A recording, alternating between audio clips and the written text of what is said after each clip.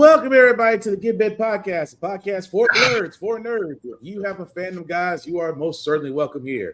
We are your hosts, the most, myself, Spartan, Show Guy Joe, Tafara TV, gentlemen. We have made it to another successful weekend. How are we feeling? It's a Friday the 13th, and we all survived, so that's good. Yep, we all survived. Nobody found a puzzle. Nobody went to a Camp Crystal Lake. Nobody called up Freddy, and nobody tried to mess with Candyman, so we're all good. Joe, about you? I need a nap from the nap I just took. That understandable, sir. Understandable. With that being said, guys, we are a little bit on leveled up side, so we do try to watch our language, but words do fly. At the same time, guys, we do show trailers of movies and video games that might be too intense for younger viewers, so your discretion is advised. Aside from that, welcome. This is a trailer overload episode, guys, mainly because we had a lot of stuff happen between Monday and Friday, especially on Thursday with the Sony State of Play. That being said, we are going to go ahead and get into the trailer, starting with Amazon Prime, because they came out the gate and we did not expect to see anything from Spider-Noir, but they did drop a teaser trailer for Nicolas Cage starring as Ben Reilly in the next upcoming Amazon Prime project. If you haven't seen it, here it is. Tell me why. You already know how it ends.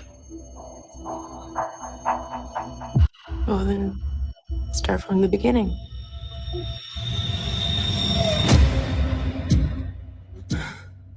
Ticks. Thoughts. Impulses. I manage to suppress them most of the time. What's going on, Ben?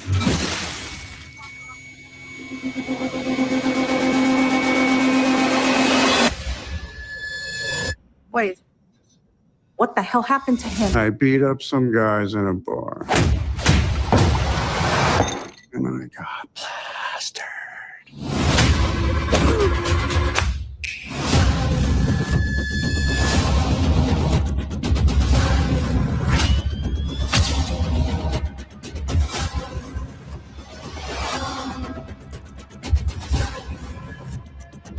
What are you thinking about over there? Bit of an existential crisis, if I'm honest. Struck a nerve, huh?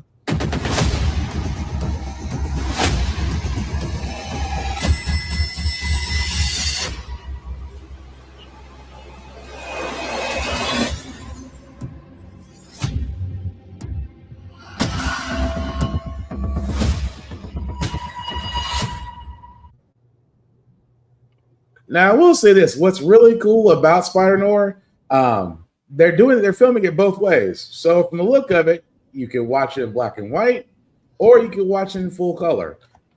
That, to me, above all else, gets my attention because for anybody that's never seen Spider-Man Into the Spider-Verse or Across Spider-Verse, is where a lot of us get introduced to Nicolas Cage's Ben Reilly. But the fact they're going to give him his own series and tell his story, but they're doing it two different ways. For those that might have preferences, I like it. What say you, Tafara and Joe? I'm curious if this is our same Ben Reilly from the movies, or if this is just a random thing that also has Nicolas Cage. I'm also curious to see if the black and white and color will be like one package, or if they're going to release them as like two separate shows, technically.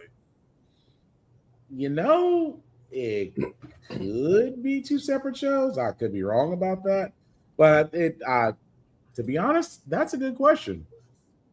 Just because I've started watching some shows on Prime, and it'll be like, oh, here's the TV version, and then you go to a whole separate listing for like the full uncut or like director's like what was the Office spinoff that came off recently? The Paper. Like the Paper is listed twice on Amazon because there's the TV version with like all the stuff cut out to fit like 22 minutes, and then there was like a second listing of the same first season. And I'm curious if they're gonna do that like for this show. Like, hey, here's the black and white season, here's the color season, and I feel like they might throw some different cuts in there to make sure you watch both. It's possible. But Joe, what say you? I think they're doing it as you can watch it in black and white or in color. But I think impressive we're getting our own villains gallery for this rather than just focusing on another one because we see quite a few Spider-Man villains in this. So good for them for finding their own way of making sure that they can get actual villains rather than just Nazis, because that's what he mostly fights in the comic books. A lot of this, it's either Nazis or a variation of the villains as Nazis. I was gonna say because these is a post World War I leading into II era Spider-Man, right? Right. I know it's the 1930s, so 1930s, 1940s, so yeah. Yeah. I mean, he does love to drink and cream and punch Nazis. I mean, the newest Spider-Man Noir book just fought its own version of the Swarm, except instead of bees, they were cockroaches posing as human. What was the other thing I was going to say? I doubt the Rooks going to be in this because I believe that one of their special consultants is the original writer, and the original writer for Spider-Man Noir detests the Rubik's Cube. Like, he hates that thing. And does not want it anywhere near his character and hates that it's become synonymous with Spider-Man Noir. Really? Yeah. Well, yeah, I mean, because according to him, I think this was an old interview when they first came out about this. It's like, my character is a serious, grim and gritty detective book, and they turned him into basically a joke character idiot. Gotcha. He's I feel he's like Dick. One of Dick Tracy could spin webs as opposed to shoot guns. That makes sense. I get it. It does make sense, but still, May 27th, not too far off from now that we'll actually get to see this. I did not see if we're getting how many episodes on this one. I know I'll probably have to resubscribe to Amazon Prime finally. It gives me a reason to. I was like, I feel like that's at a good time because I feel like May will be right in the middle of Invincible and The Boys around that time as well. Okay. I mean, I'm not watching either of those, so that doesn't do anything for me. Oh, right. I forgot.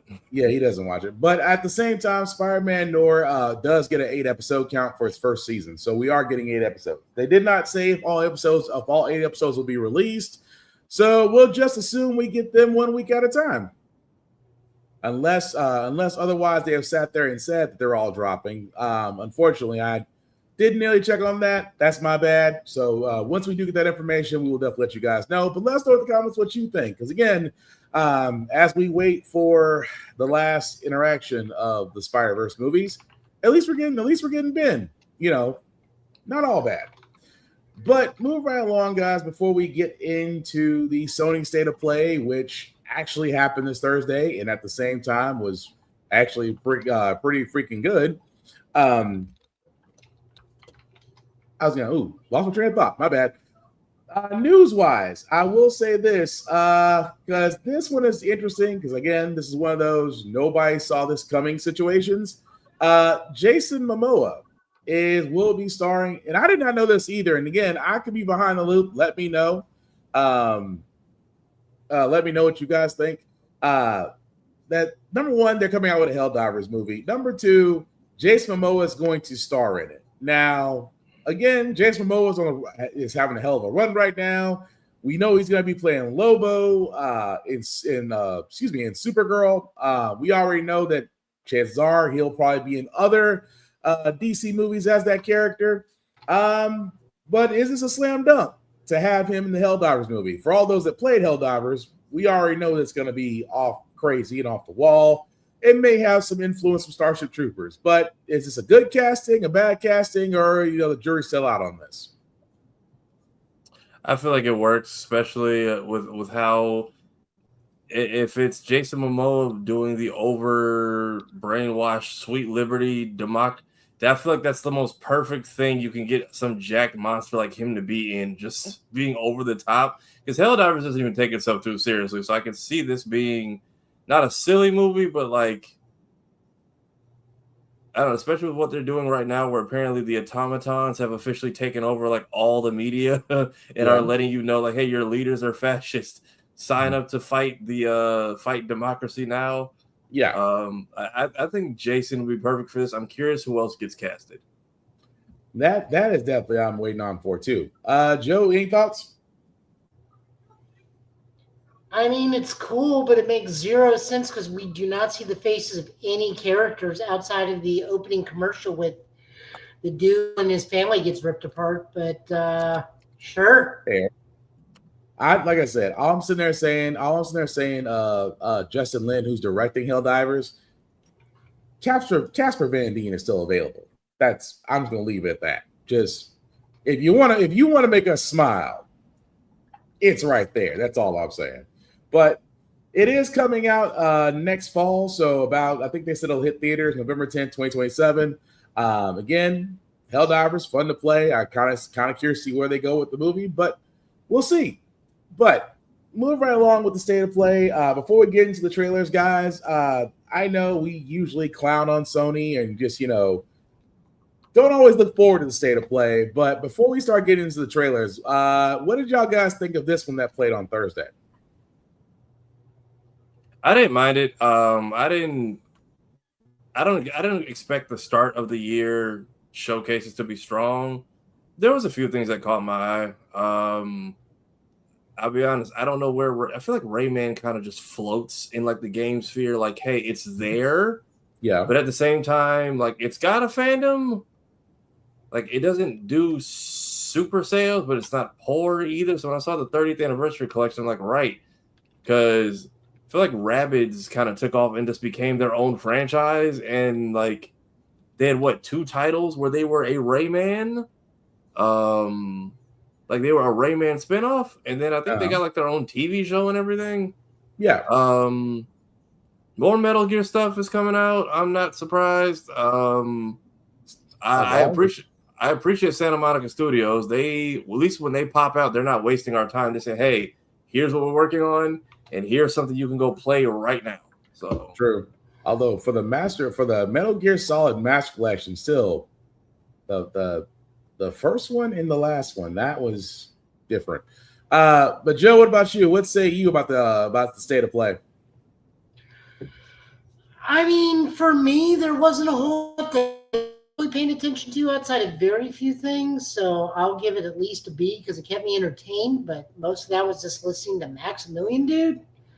But like, there wasn't a whole bunch of stuff for me. There was some good gotcha moments, but overall, I just don't have the love of classic God of War that everybody else does. That's so the only reason I'm looking at it is because like I just didn't have a PS3 during the time, so I missed the entire wave. So like when 3 came out and they had the demo in Blockbuster, and I'm just like, I feel like I just missed that whole era. So if they're fully remaking it, that's why I was like, all right, this gives me a chance to like jump into it finally. And I feel like they're gonna add extras because I feel like the fact that we still don't fully know how Kratos got to the Norse mythology is on purpose. Yeah. I mean that was the one thing, because like I said, when they started talking about the God of War news, I was hyped because number one, I was hoping for a remaster, which is kind of going to our next trailer now that I think about it. But other news, actually, Joe, did you have anything else for the? Yeah, I'm sorry. Yeah, I was just saying the only 2 things that really got me hyped was the Star Wars Racer and Legacy of Kain. But like, I was excited for Tenshu and the isometric stealth action game. It's like, oh. So, I was going to ask you about that. How you felt about? I'm elatedly that they remember Tenshu because when we tried bringing Tenshu back under the guise of Assassin's Creed Shadows, it didn't do that great, but it came. It was fine, but if I went stabby, I got Ghost of Tsushima and Ghost of Yote. Yeah, fair enough. I'm pretty much going to just echo what you guys are saying because I was around for God of War, loved every bit of that news. A lot of it, like I said before, they gave us a lot of release dates on games we were expecting. Some games were really surprising. And a project, again, which we're going to go into because everybody's referencing as the Family Guy chicken, and you'll understand why once we get there. I was so glad it wasn't just me because the amount of people I kept seeing in the chat making Family Guy jokes, and I'm like, all right, so I'm not crazy. Like, this is because apparently they've killed him off officially. So I'm like, he reincarnated into what Black Myth Cluckong, apparently. Pretty much. But I thought it was more the chicken too. I don't know. I went straight. That's the secret ending. That's the secret ending you've been playing. Is Mort the Chicken the one from the PlayStation 1 where you were like fighting cubes? Yes. Yes. Okay, I didn't imagine that. Cool. I've been meaning to repurchase that because I played that when I was a child, and I'm just like, what is this game? And now an adult me is like, hey, you know what? At some point, we're gonna figure out what the hell we were doing. Very much. But no, state of play as far as I to agree with you guys. Same way, pleasantly surprised, couldn't knock it.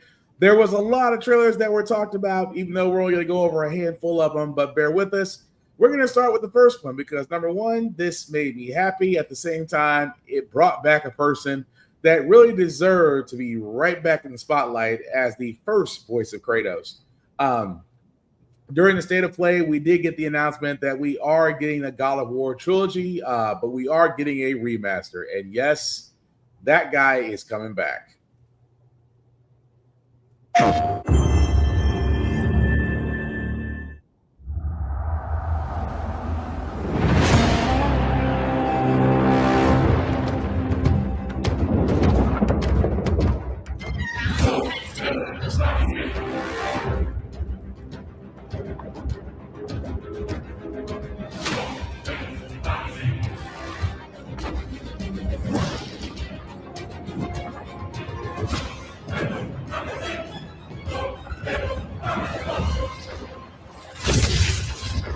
Zeus!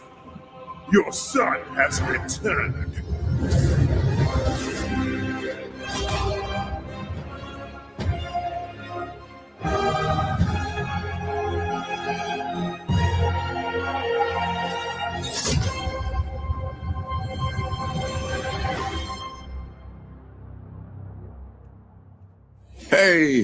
Hey, what's happening, fam? It is OGTC, the original God of War. How y'all doing today? I'm so glad you're hanging out, and I want you to know as we close out this last few months of the God of War's 20th anniversary, I'm thrilled to bring you some exciting news about the series today. Now look, we are happy and excited to finally confirm that the Greek trilogy remake is now in development. Yeah, man, I know. Sit down. Now look, this project is still in the early stages, so it'll be a minute before we get back to share another update, right? But I'm telling you, next time we come back, we coming with something big, baby. Yeah. So, closing, I want to say thank you. Thank you all for your patience. You've been waiting. So thank you for your patience. But most of all, I want to thank you all for supporting this God of War franchise all these years. Appreciate you. Peace. Now, of course, also what was announced, again, this was kind of a split because TC Carson did announce that in the meantime, there was a game that was also released on the same day, God of War Sons of Sparta, which is now available on the PlayStation Network. It's about $30. I have got it, downloaded it. I'm actually going to play it. Well, sometime. I heard there's couch co-op in the side scroll. I think you have to unlock it, but there's a 2-player mode in that now. Oh, sweet. Okay. I'm completely okay with that. So what is it, like the story of just Kratos the Spartan before he even became the God of War? So yeah, this is basically the story of basically him as a Spartan warrior before he becomes a great general. So this is pretty much the prequel. So it's like, because someone's trying to explain like what doesn't make any sense, because where there's Chains of Olympus come into place and Ascension and things of that nature. I said it's all at the beginning. because this takes place before Ascension. This takes place before the first God of War. This is basically just Kratos as a young Spartan warrior doing his own adventures, which I'm looking forward to see how they do it, because that's all uncharted territory. You can tell any story up until the point to where he has that inevitable, that desperate plea to Ares. But no, like I said, $30 on PlayStation now, on PlayStation Network right now. I'm definitely gonna play it, probably gonna stream it along with the other backlogs I got going on right now. But it's just really cool to see TC Carson come back and reprise his role as Kratos. And at the same time, I want to make this point out. For all those that don't understand between remake and remaster. Remaster means they are just basically upping the graphics, hopefully tweaking a little bit of the code, making the performance a lot easier. That's a remaster. A remake is the reason why I should really be excited about remakes is they can basically take that canvas and redo it. Now, for a lot of y'all wondering, well, what does God of War need to redo differently? I'm not saying they're going to tweak the story. I wouldn't be surprised if they tweak the story. But at the same time, they may add content and they may perfect content. I know for a lot of us during the PlayStation 2 and PlayStation 3 eras, you remember there were some glitchy times in God of War that drove you nuts. I will testify to no end on that. But not only that, they can add more story to it. And like Tafara said, I don't think they're going to explain. I don't want them to explain. Sometimes a little mystery is great. I don't want them to explain how we got from God of War 3 to Norse mythology in the 2018 God of War. I never want them to explain it. Leave that as it is. But a remake, really? You want to just keep that ambiguous? I want to keep that a mystery. I'll tell you why. I'll tell you why I want to keep that. I'll tell you why I want to keep that a mystery. I want to keep that a mystery because it's almost as if, how can I put this ever so nicely? It's almost like Batman finding out of his parent who killed his parents. Like, he's always known. It's always been rumored. That how you ever go storyline you go about it. It's been rumored he's always known, but they never really go into it. Rumored. No, and he knows Joe Chill killed his parents. Like, that's never been a mystery at any point in time. That is a storyline, and we ain't got enough time in this podcast to argue it. No. I was like, even Brave and the Bold kind of revealed Joe Chill, and that was like the first on-screen. No, Joe Chill, he's always known as Joe Chill. He literally fingered him with Gordon when he was a kid. In a single storyline, and we're not going to argue it. Not much time in this podcast. But I feel like they've talked about, or there's been, I don't know if it's been comics, but I feel like there's been stories about like Kratos going adrift, and I think the two wolves are the ones that like brought him over, or apparently all of these mythologies are just one giant flat land that separated. They do kind of tell you in the first game when they go to like Kratos' treasure trove, because we see he went to Japan for a hot second too. Yeah, on the tapestries, yes. If anything, I think they're going to cut content. Most specifically, they're going to censor the shit out of this, remove all the sex games. I hope to God not. And I don't mean that. And I don't mean that as far as the sex games. It was already over the. It was already all combat. It's nothing but sex games, because that's what Rome was like at that point. Somebody said press circle this time in 4K. Yes. And then Santa Monica. I like that they're at least in touch with the fandom, because Santa Monica Studios, if you see the Instagram, it's like they did the meme. They took all the people saying, "Do the remake of My Life Is Yours." They you know what? This is how you know Santa Monica Studios loves their fans, because they ran with that. Announced God of War remakes of My Life Is Yours. I just want Santa Monica go, and we're here to collect. Santa Monica, your fans have returned, and we bring with us money for the remakes. Yeah, see, I love a studio that's at least in touch with the people that they are entertaining. Yeah. Because last time we saw them, we got Valhalla like right after the showcase ended. So I'm like, thank y'all. And also I'm glad that like that photo with TC Carson and Chris Judge wasn't just like hey, no, these guys, they're voice actors. Okay, there's a reason like we're together. And TC is actually doing the voice in Sons of Sparta, apparently. So Yeah. So to play into the meme, I gotta ask: is this what you Kingdom Hearts fans are missing? They don't want your souls; they just want you to come with money. maybe, but like the money is different. But literally, this is a meme for every fandom. Sega remake the Sega remake the first 2 Sonic Adventures in my life. Maybe if you come to them with Disney bucks, they'll do it. I was trying to avoid Safari, but I was like, dang, maybe. I didn't have my hopes up for Kingdom Hearts, but then I got people like, oh, Sonic fans are in a drought. I'm like, maybe. Are you insane? We have like Super Monkey Ball and Tangle and Whisper got a voice. You know how rare of a moment that is for like. First off, you guys are like in a Sonic cornucopia at this point. Yeah, because it's like I'm okay with a game, but it's different when all of your media is getting attention. So when it's like the comic books are doing good, there's an audio podcast that's actually very interesting because I don't really do audio dramas, but the Chaotix Case Files is kind of hilarious.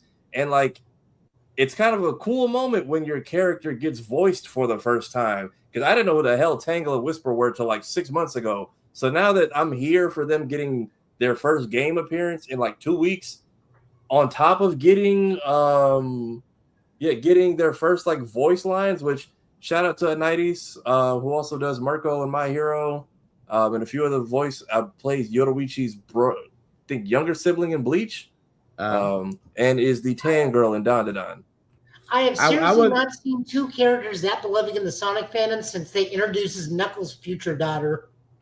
See, Joe, you bring that up, and Safari kind of already beat you to it, though. Yeah, because somebody's like, hey, I'm sacrificing it. I will give everyone's soul on Twitter if we get a Kingdom Hearts trailer. And it's like, all right, well, you didn't get it. So that's called a segue, so that we show the skit. Oh, my bad. You know who I am. Let's pretend I don't. You're a Kingdom Hearts fan, right? Oh, come on, really? Yep, let's go. Hey, why me? You know why, but since you want to play dumb, every time one of these little game showcases happen, someone in the fandom bets all of your souls on a trailer you ain't getting. Now, to be nice, I do it at random, but this time, your number's up. Let's bounce. Am I going to heaven or hell? Man, I don't know. Y'all do this so often. There's a queue up there now, and I can only grab so many souls at a time. I'm just here to escort y'all to the line. I mean, dang. Should have ended this with the Family Guy thing. It's like, so what's heaven like? Not a lot of chairs. I was like, I saw Safari pull that up. I was like, God, he works fast. I was like, do I save it for the next day? I was like, nah, let me get this out now because I don't know. I'm going to be shifting around in the next 24 hours here, so get as much done before I lose the battle station. I was like, God dang, Safari works fast. But overall, God of War remake is slated. They haven't said when, but let's be honest, we're probably about a year out from now, so probably look for this in 2026. I'm sorry, 2027, not 2026. My bad. Either way, it looks like it's gonna be a fun time. But moving right along, we did get talk of Metal Gear Solid, like we talked about. They are coming out with a Master Collection Volume 2 with Peace Walker and Guns of the Patriots. I will say this really quickly. Konami, you can just give us the entire PSP run of Metal Gear and we'll be happy because that's a great story in itself. Just giving us Peace Walker and not the other 2 games, I do not understand it. Don't get me wrong. Guns of the Patriots, fun, but that's the ender. We would still love to play as Snake before he becomes Big Boss, before he truly becomes Big Boss. I'm sorry, that's wrong. Basically, before he becomes the enemy in 5. So we can at least get some ground zero storyline. But again, I understand you can only put so much on the game because that's why you man look for, Joe.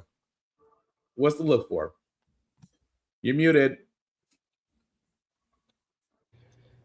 I was saying, don't worry about it because if I say what I'm thinking, that's basically a huge spoiler for Metal Gear 5. At this point, who still hasn't? You know what?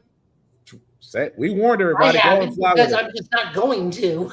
Oh, but even though I know what the actual thing is, I thought you were going to sit there and say, "Oh, the spoiler." I'm like, "Oh, go on and say it," because by now, Because Naked Snake and Poison Snake are two different snakes. They're not the same dude.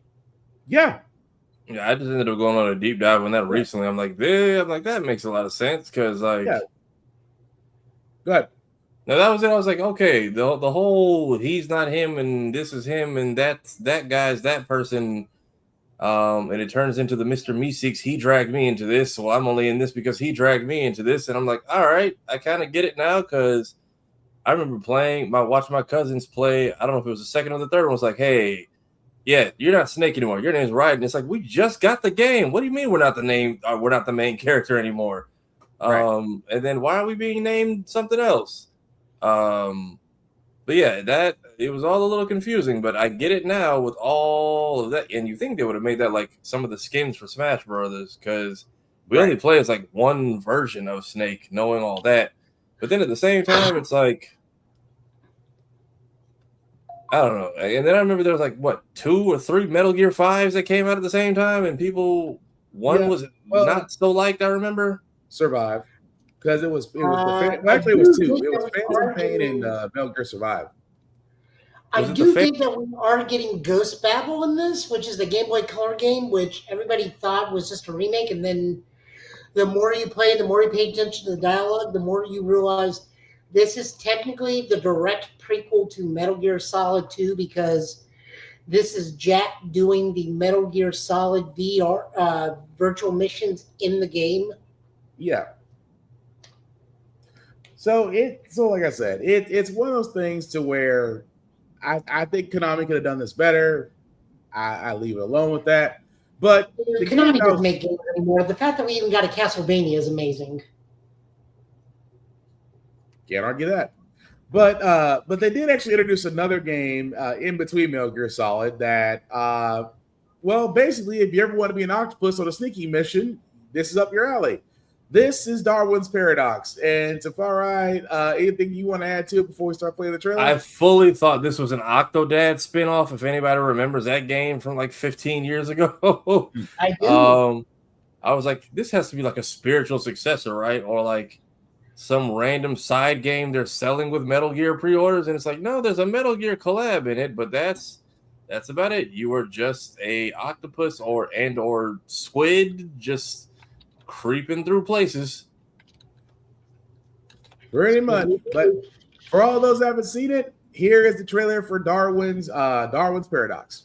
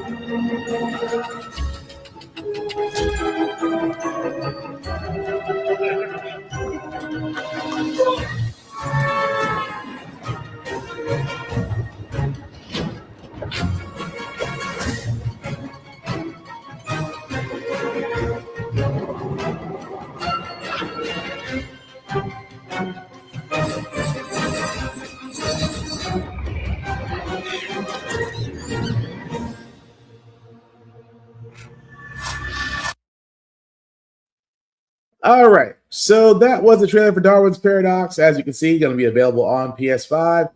You can pre-order now as the game does come out this April 2nd, 2026. It's a fun little game. It kind of gives me a little bit of Sly Cooper, like you were talking about Tafari, a little bit of Octodad. I give it a shot just to see what it looks like when it comes out. But what do you guys think?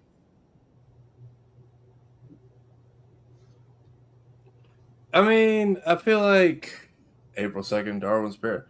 Yeah, I'm curious to see what this is gonna be, but fun, childish game. Like this is like peak PlayStation activity right here. Yep.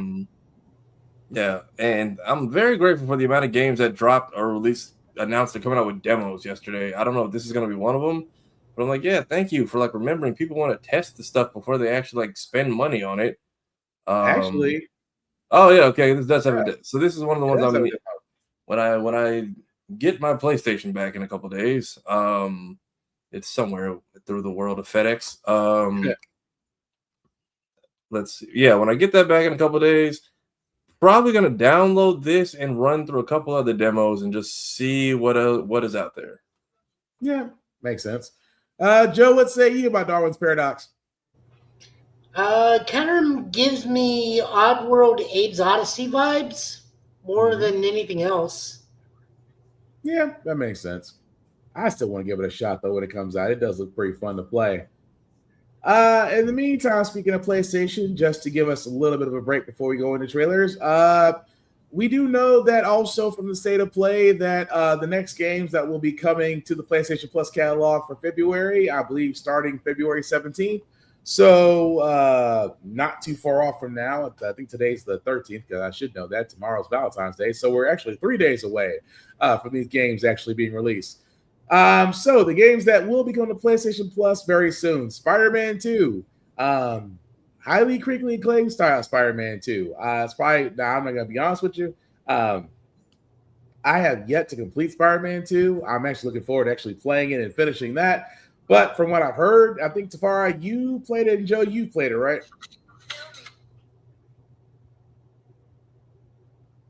Am I wrong? Was that a soundbite or did someone just text you? Someone tried to message me something.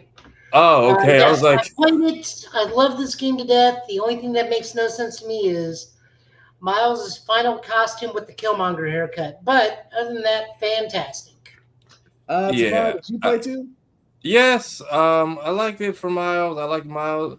Somebody said a lot of Miles' side quest resulted into like a complete episode of Degrassi, kind of, but I feel like his missions were more impactful in his own game. I liked what they did with the story. I liked how they worked the whole Venom aspect in there with, Oscorp, Craven, and his Dale Gribble pocket sand clearing the Sinister Six doesn't always sit right with me. Mm-hmm. And clearly we were supposed to get more, but people had to go and be assholes about it. So the game was fun. It's definitely worth the money you pay for it. I specifically waited till the bundle came out with the PS5 to pick up my console. So, did you get the same thing, Joe, or no? Oh no, I'm just saying that Spider-Man's always a console mover. It was the reason I got the PlayStation 3 was Web of Shadows, and PlayStation 4 was the reason I got Spider-Man. Or I got Spider-Man. The reason I got my PlayStation 4 was for Spider-Man 1. This is just no different. I just already had the PlayStation 5 by the time Spider-Man 2 came out. That was it. I got the that was like the last major Christmas sale they had for the 4. I got the $200 1 terabyte bundle where it came with like, what was it? Came with God of War, Last of Us, and Horizon, and then it was like Spider-Man Game of the Year edition for $20 with all the DLC. And I'm like, you know what? Why not? PS5 came out, and I was like, I know they're gonna do another Spider-Man bundle, so I'll wait. Sure enough, I got the game console. I've had a lot of fun. I don't get why we're doing this new thing where New Game Plus isn't an option like on release. I don't know why that's even like an update we have to do. I don't know why that's not just coded on to the game initially. That's just weird to me. Yeah, Ghost of Yote gives it to you. Yeah. I feel like Ghost is like made to do multiple run throughs. It really is. You do one run in Japanese and the other one in English. Yeah, and then you have and this game was like Web of Shadows on crack, basically. This whole with everything going on, but then we get a lot of stuff being like left open, like everything with Wraith, the potential Carnage leading, the Chameleon, who I was hoping to learn more about this episode or this game. Craven's family, I guess, who we're never gonna meet now. Well, they did. Clearly, I'm like, you made us go through all of that for like people who aren't even here anymore. Also, what kind of family did you raise? Okay. Well, also besides Spider-Man 2, we have Test Drive Unlimited Solar Crown. I'm gonna be honest, never played this game. Looks like a racing sim, so you can't really go wrong with that. Also, this game I'm gonna be honest, we saw this game a while back on the Video Game Awards, if memory serves me right. I want to try this out. Never really got the chance to. Kind of glad this is coming out because I really want to play this game because it just visually looks great. But really want to get into it. But I'm glad that's coming to the PS5. The other reason they're doing it is because the prologue video game it was in the direct. Say it one more time, Joe. You broke up. The prequel was in the direct. Never Beginnings or something. It was, I believe. I'll take your word for it. I don't remember. It probably could be, but I don't remember. Also, this one, A Season Letter to the Future. Don't really know about this one. Looks like it's a third-person atmospheric adventure bicycle road trip game. Could be fun for all those that might be into that type of thing. Monster Hunter Stories 2, Wings of Ruin will be coming to the PlayStation Collection. Again, if you're a Monster Hunter fan like me, you're basically collecting games and backlogging at this point, but still want to be able to play this when it comes out because, again, Monster Hunter is never a bad time. Joe, have you played Stories 2, Wings of Ruin? Played both of them because I think one is also on here as well. Yep. Yes. Yeah, this saved me $23 because I was going to buy them this week, and then I saw that this was coming. Yeah, they're really pushing Monster Hunter Stories right now. And for the upcoming 3, Capcom actually went and paired up with Japanese virtual idol group Hololive and had one of their English VTubers, Elizabeth Rose Bloodflame, Gotcha. do a 9-minute story recap for both 1, 2, and lead into 3. Okay. Well, that's So they're good to know. really pushing it. Well, that's good to know that both of them be available. That's cool. Vinba is a narrative cooking game. This was like a cooking game to a degree, like an adventure cooking game that was very big because it was like entirely Middle Eastern or Indian based. That's cool. I can't knock that. Looks like Echoes of the End Enhanced Edition. Never really heard of this. I want to say I have, but I just don't remember where from. I would say, is this a franchise? I feel like Echoes is a title we've seen before. Better. I really don't remember. Let's see. Playing as powerful prestige, born with a Defendi for ancient magic. Her brother is captured by an imp. Oh, okay. No, I remember this. I've heard of it. This was a year and a half ago. I never played this because it was one of the trailers. It was one of the trailers we went over a year and a half ago, and I never played this. But now I'm intrigued. I'm intrigued to actually give this a shot when it comes out. Rugby 25 for all you rugby fans out there, or if you're just interested in just watching people run over each other, can't go wrong with that. It looks like on the PlayStation Plus premium side of the game, you do get Wall-E as an additional game. So I can't really speak on this one. I can speak on the movie, but not the video game. Fellas, have y'all played it? This is kind of when I started to fall off of the Disney game tie-ins. I think the last one I got was Toy Story 3. Mm-hmm. And that one, I think, is because it came with my PS2 Slim. All right, fair enough. But that's all the games that will be available come February the 17th. I have got to get more space on my PlayStation because there are some games I will be downloading just to give those a shot. But yeah, not a bad lineup, actually. But move right along, we have to get to the Family Guy reference. Why the Family Guy reference? Because if you're watching State of Play, there was something that came up called Project Windless. And just like Tafari said, it did give you Black Myth Wukong vibes. You'll know it when we play it. Here's a trailer.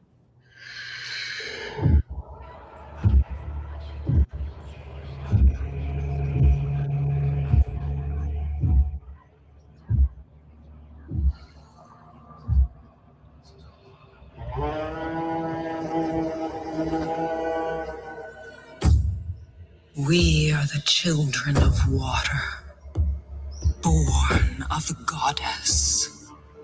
You filthy creatures, faithless, soulless, unclean.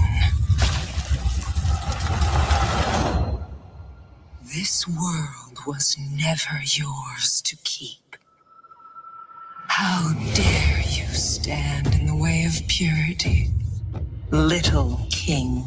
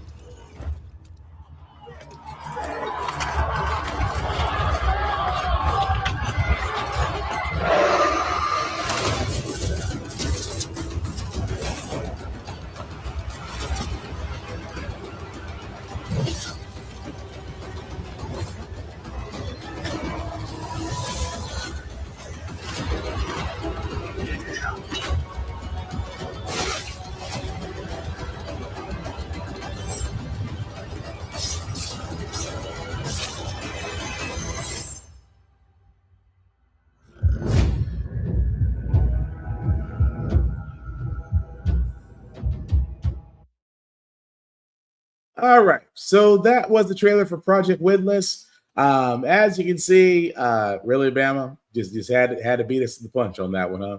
Just had to beat us to the punch. I mean, I think that's one of the working titles they're not going to go with, but all right.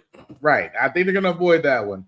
But yes, we were talking about that's the reason why we bring up the Family Guy chicken, because like you died off of Family Guy, that apparently you got reincarnated in Black Myth Wukong territory, and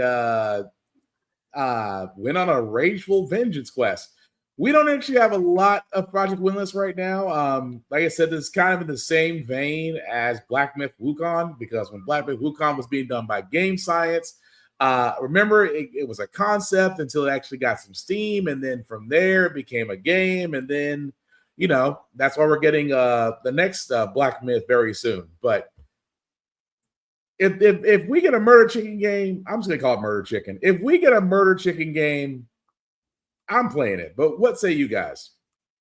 I'm curious to see what the story is on this. They have my attention. Dynasty Warriors Chicken Edition. Chicken Boo finally snapped. Yeah, like Heavenly Sword, but chicken skinned this time with the dual blades. Hey, Laney. Hey, Laney. I don't know what's going on here or why it's a chicken going full Kratos. Right. But yeah, this is interesting. I hope they drop a demo. I'll at least play it and see what it's about. Yep, I definitely want to see. But Joe, what say you?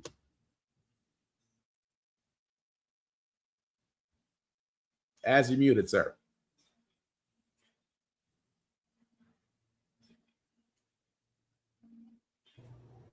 Oh, we're asking my opinion? Yeah. Chicken Boo.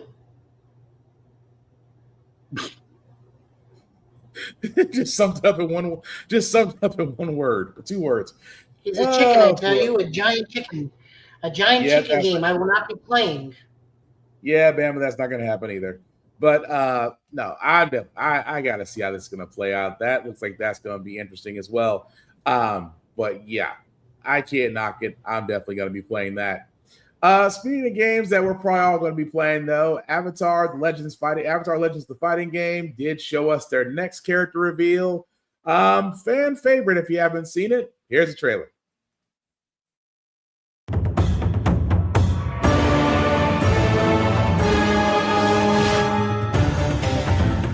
You ready for a royal butt whooping, sad boy?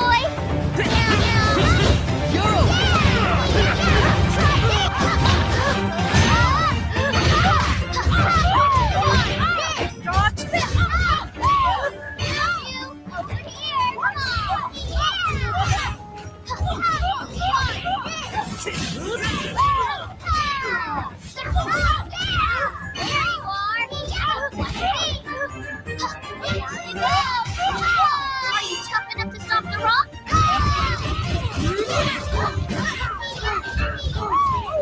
There you are.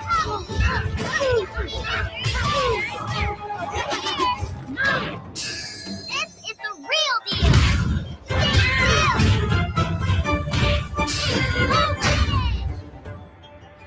Can't find it anymore. I win!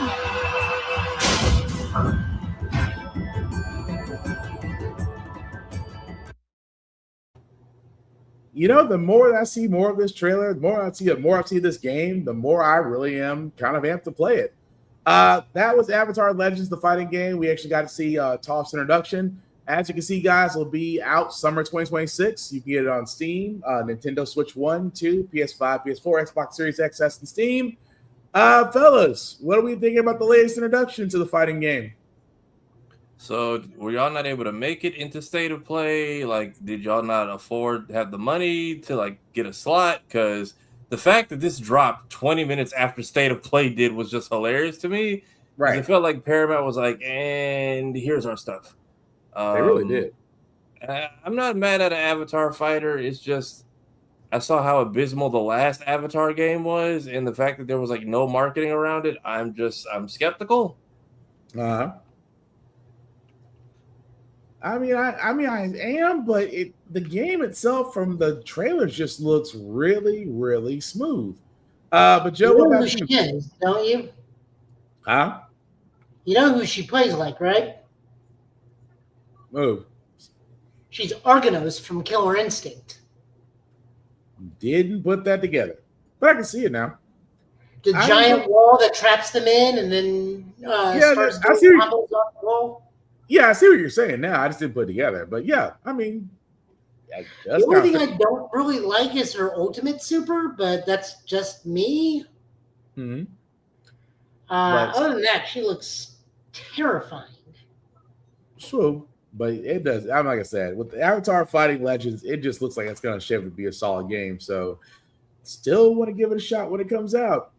But speaking of things that didn't get a shot before they even made it to production, and I hate to say this because not to beat a dead horse, TMT, the last Ronin movie, which we already know Paramount, the ever so wise people at Paramount canceled the movie. We could have had the original April O'Neil come back in this movie. It has been said that Judith Hogue, who actually played the original April O'Neil in the first, second, and third Teenage Mutant Ninja Turtles movies from long ago, says she was contacted to basically reprise her role in the last Ronin movie. And to quote Tafari, "You effing cowards." Yeah, I mean, because she's I wasn't sure where she stood with the whole franchise. Because the one I owned on tape was, what was it, Turtles in Time, whatever the random third one is, where they get sent to like feudal China for some reason. Yeah, that was back in time. Yeah. But yeah, having her back as like a gritty, I have seen some shit, older April O'Neil, who's also a parent in a post-apocalyptic world, that would have been great, man. I think she would have been a perfect fit for that. I also like that they shelved officially means canceled and dead in the water. We're not even sugarcoating it anymore. Like, I'm just tell me that the game is not coming out at this point, because that trailer is still up there just collecting dust. very much. But I mean, it's a golden opportunity. I'm like, come on now. The Last Ronin, again, if you haven't seen the story, if you haven't read the story, I think it's a great story, which would have made for a great game, would have made for a great movie. But the fact that we were actually go back and bring in the original cast would have been great. But again, Paramount. Joe, anything you want to add to it? It sucks, but the movie would not have sold well because it would have locked out its key demographic. We keep forgetting that. Like, yes, the movie would have made for us, but your key demographic every single time for Turtles is 10 to 12-year-olds, and they cannot go see an R-rated film. I could counter argue and say The Last Ronin really wasn't meant for kids. That's the point. But that's what I'm getting at. The Last Ronin wasn't meant for kids, so which is why it would not make a successful movie and would not be made. I will agree to disagree on that one because that's one of the more beloved stories. That's one of the more beloved stories. But it would still lock out the key demographic you want for a Turtles movie. Well, I feel like it'd be a way of taking a chance, kind of like how Disney let Deadpool be Deadpool. I feel like it'd be a good way to test the waters on what stories you can tell. Deadpool is not meant for children. Deadpool is not meant for 10 to 12-year-olds. I know, but he's but the fact that he's like they let him be a marketed next MCU chapter versus just hey, that movie is also out. Like even with the in-canon Disney jokes, I think Last Ronin would have been a good testing ground. I think the game should have dropped first, see how that does, then see okay, we could at least maybe either do if not a movie, limited series, something. Limited series, I got like zero arguments against, but as we learned I don't mean to. I'm saying I definitely agree with you on the limited series, but the best evidence I can give you is the original Ninja Turtles movie, which was based off the comic, which was more violent than anything else. Fair. And then they did great. It was the highest grossing indie production movie of all time, but they didn't get more money. And then studios immediately interfered, and we got Ninja Turtles 2, Secret of the Ooze, which was just a live-action version of the cartoon. But my thing is, did people not like Secret of the Ooze because they keep putting that shit back in theaters because it's so totally different from the first one. The first one is definitely the original Laird and whatchamacallit comic. Yeah. The second one is very much a live-action Ninja Turtles animated cartoon. It's just I say it like this: the reason it would not have sold gangbusters because you're again shutting out your primary audience. I will say it like this: it would have been your point would have made more. Your point would have been completely fine, but the basis is already there. Like, okay, I know I've said this before on other things that were geared toward. Toward younger demographics because toys, merch, that all goes along with it. Can't argue that. I will say at some point, a chance has got to be taken on darker storytelling. So let me counterpoint that with 3 words: Thundercats remake. Which one? Because that last one on Cartoon Network did not deserve that. Because again, I'm saying and I say darker, I mean. Because Thundercats, that's just like Silverhawks. I can go on the whole thing about why Silverhawks should not need a remake. But the whole point of the argument is if it's made for us and told darker, we'll go out and see it. The Thundercat remake with Wilfred Ellis Lino was darker, was meant for the original fans, didn't last long. That whole era of Cartoon Network deserved so much better because them Symbiotic Titan and all this, like, oh, we were trying to sell toys. I'm like, you didn't market the shit at all. You just said, hey, here's like darker, grittier cartoons with some people. And that's the thing. Darker I didn't even know always equate to money making. I did not. I mean, I didn't know how heavy we were leaning on toy sales for those shows. I also didn't know that because they had a Fantastic Four show that was out around that time that was actually like totally different, and I really liked. That was too. on Nickelodeon. That was a whole different like. But my thing is, it's just like, okay, The Last Ronin is always you can't put The Last Ronin and sit there and say you can't make it into a movie, you can't make it to a game, so it stays in public. It just stays in writing. You could maybe go kind of Predator Badlands with it maybe and try to get that PG-13 rating, keep all the carnage, but since we're mostly fighting cyborgs, right? Potentially, maybe PG-13, but I think it needs to be on screen in some way. Paramount Plus 6-episode series. If okay.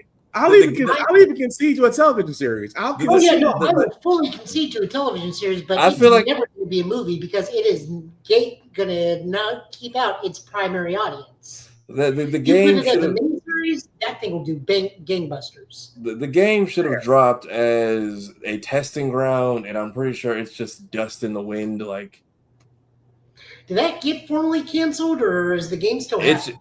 There's been no updates. Limbo. We got a trailer, and there has been zero updates on it since. Yeah, so right now the best way to say it's in limbo. In Secret of the Ooze, they weren't allowed to use their weapons until the final battle, right? Correct. Also, keep in mind that that Super Dark 2014 finale also was internet only because they refused to show it on air. The one where it was like the Mad Max Super Future and like Raphael was riding around in the turtle wagon with the skull of Casey Jones as his gear shift. Yeah, I was because I'm going through that series now, and I'm like, feels like y'all. That series is dark as shit sometimes. Because I just got through season 4, and I'm like, okay, I can tell this is where you guys got booted to Nicktoons, and nobody was checking to see what y'all did. Because once you get booted off of Nickelodeon and they put you on Nicktoons, it's very clear they stop giving a shit, and they just let you do whatever. Because I'm watching people are getting losing body parts and having limbs cut off and getting gouged and. The way the way they beat the dog shit out of Splinter 3 episodes in a row, he's having all these hallucinations. No, Bama. 2014 Turtles. This no. The one in 2012. between. Yeah, this is 2014. The 3D cartoon, right? Yeah, that's 2014 Turtles. Yeah. So that one I think is actually the 2012 Turtles. I think 2014 is the Rise. Yeah, Rise is the 2014 that came out right after it. But I'm in season 5, and I'm like, did y'all just green light this and not check to see what else was happening? Because they were done. They beheaded Shredder at the end and everything, and Shredder was basically strung out on ooze. No, Rise is 2018 to 2020. Was it? Or maybe that one ended around 2014-ish. Give or take. I just know once they had what's his name step down and Seth Green came in to take over as Leo, I was like, all right, weird change, but I'll take it. But yeah, once I saw Tiger Claw get his arm taken off and Shredder was strung out on ooze and got decapitated, and it's like, here's a 5th season. It's like, did y'all check season 4? Because they're kind of done, and then y'all just gave them 20 more episodes of random shit to do. Pretty much. And even then, it was that season was brutal, and it gets, I can tell it gets darker, but yeah, once they have those internet only episodes of Nickelodeon shows, I'm like, I can tell y'all stop caring about what they're making, but you kept giving them episodes, so they're like, we're just gonna push this envelope until y'all tell us to stop. Yep. But with that being said, yes, 2012 Turtles ended in 2017. Gotcha. Okay. So yeah, they had a good run, and then it just I feel like Rise came and went, and I feel like I'm still trying to get through it on Netflix right now. Well, either way, we're still blaming Rise Paramount. also had a super dark, right? Even Rise also had a super dark finale with that Utrom invasion movie. Yeah, I need to. That's what I want to get to that, but I'm like, I know I can't just jump into it. I got the first 6 episodes of season 1. They had such great turtles and such great animation in Rise. But still, F Paramount, because I'm sorry, y'all are cowards. right up there with Ubisoft. You could have gave us a Civil War Assassin's Creed, you effing cowards. But that being said, we are going to move on to Lucasfilms as we did get an updated view of Star Wars Galactic Racer and a release date. If you haven't seen it, here's a trailer. Star Wars Burnout. I'll be honest though, like I blinked and missed the Lucasfilm logo. Racer has arrived. This almost looked like a completely different game. Welcome to Yeah, the I did not realize what this was until I saw like someone in an actual pod. Why not take part in a friendly exhibition race? I mean, either way, I was going to play this. Yeah, I'm saying regardless of what this ended up being, it had my attention. Especially with the kind of the hyper realism we're going to, like. Oh, the fact that it had burnout crashes was what got me. Burnout crashes with a little bit of like that realism that Forza tries to give you. Yeah, that. Yeah. Like this is the right blend of like realism with spooky, we're in outer space type shit. So I'm looking for the giant pods with like the electricity going between them, and I don't see it. So I'm like, okay, this is different. There's the speaker that Luke has, and we saw Yeah. the Luke bike. This is where it clicked me that it was a Star Wars thing. Yeah, right here. I was like, okay, we're in clearly. But they have like a full story mode, campaign story mode. I'm okay with that.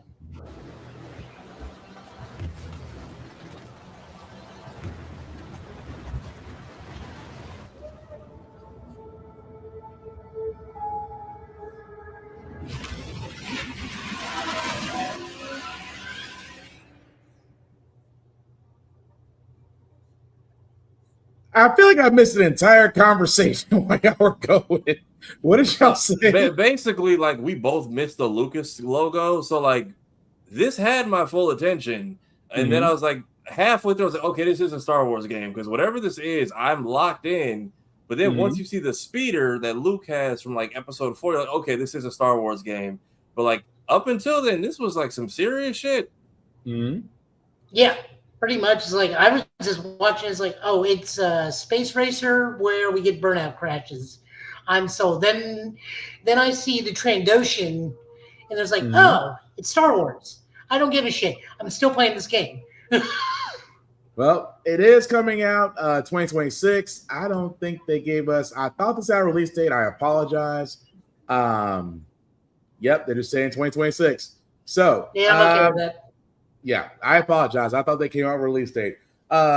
It might be because let's see, we're approaching spring.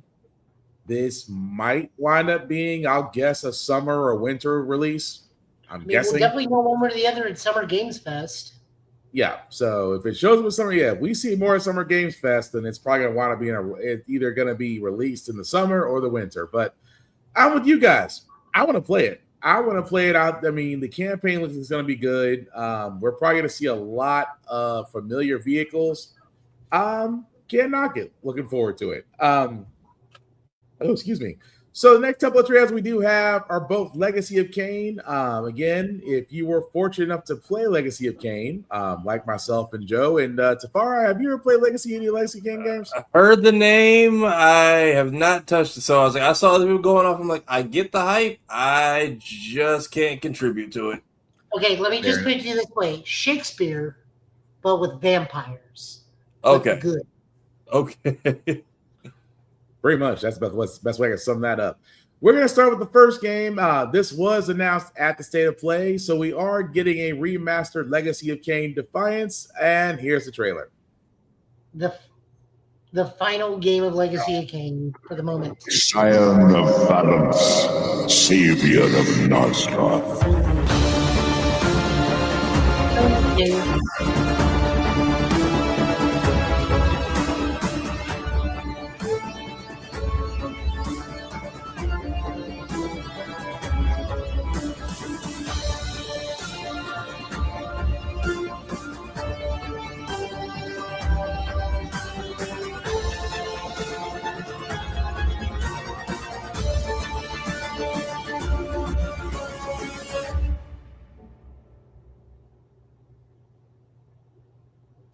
All right, so that was the trailer for Defiance Legacy of Kain Remastered.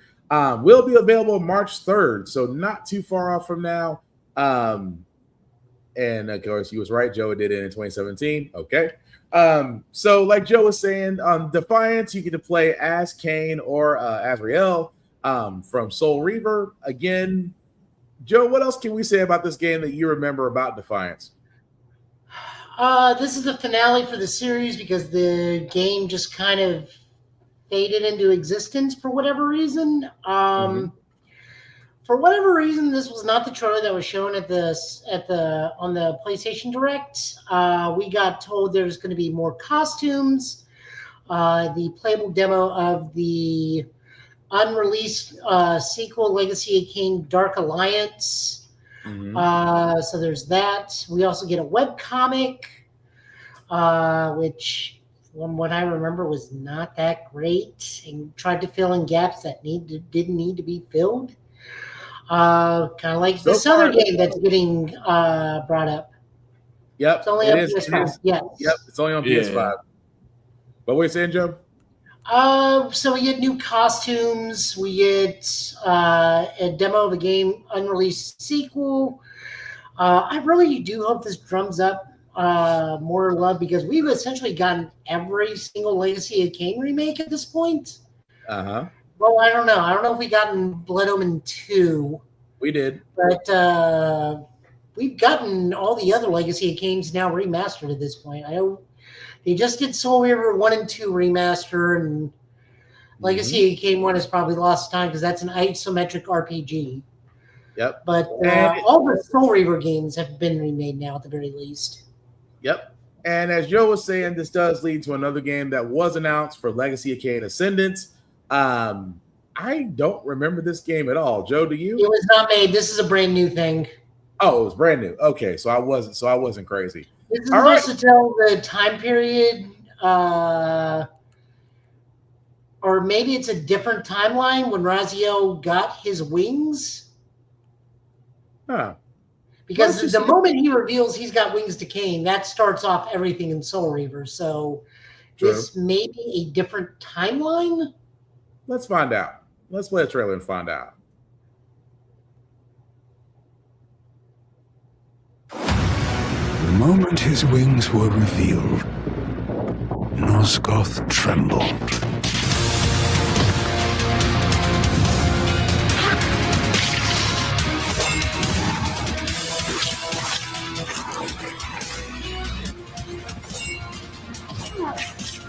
Save Victus! You have done well, Raziel. You must save yourself. I have come seeking a favor.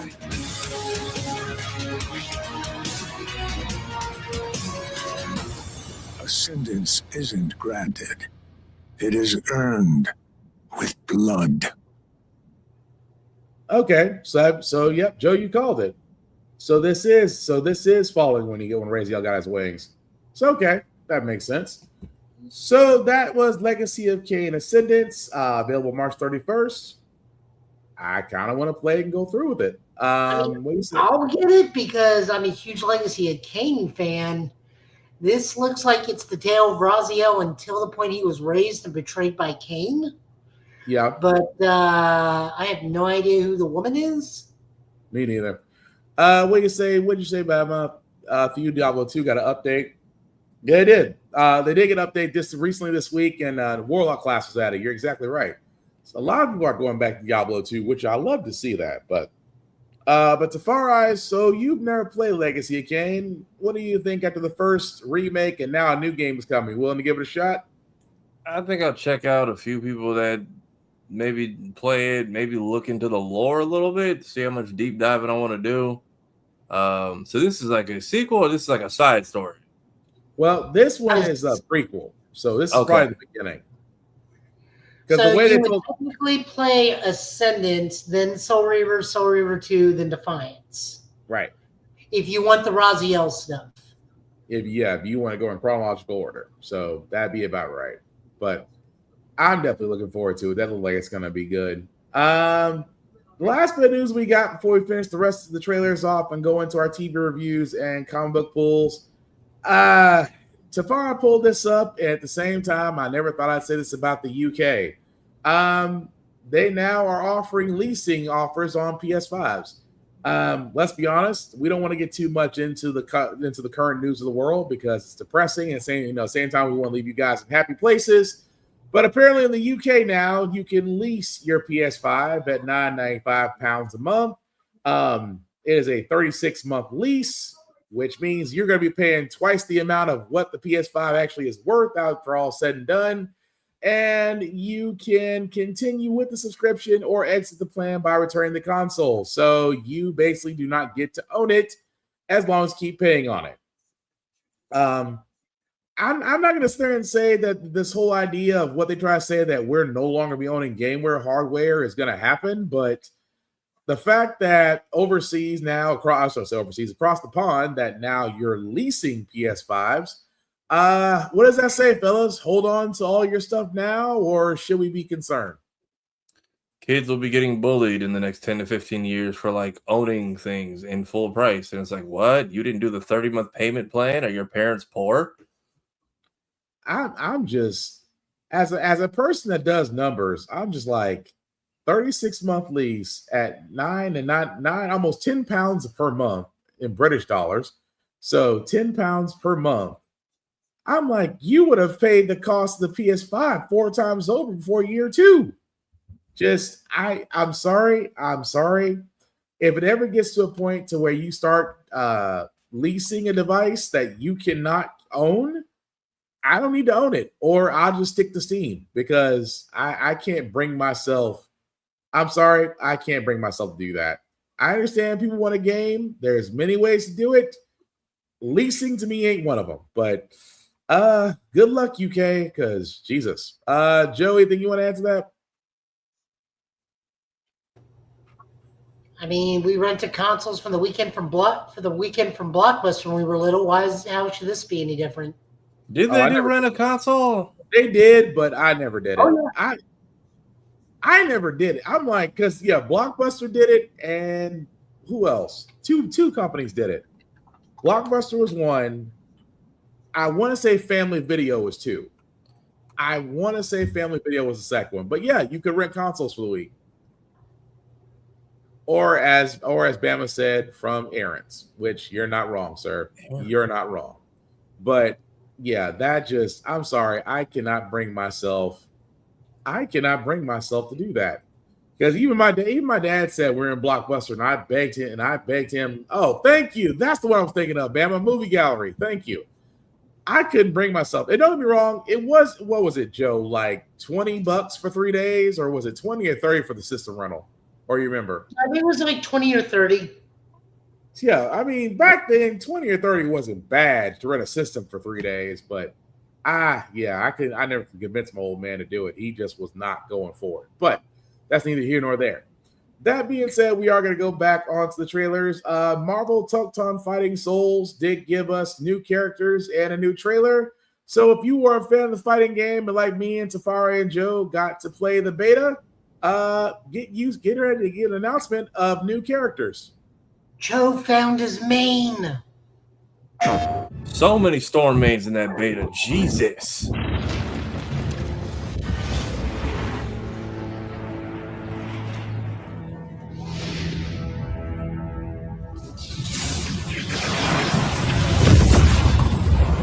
The air trembles.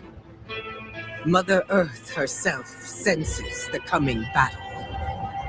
The world may hate us, we still have to save it. A true team is unbreakable! You cannot stand against the storm. Feel the power of Mother Earth. Let me at them, Storm. Limbo is waiting, and I'm starving for your soul! Time to end this!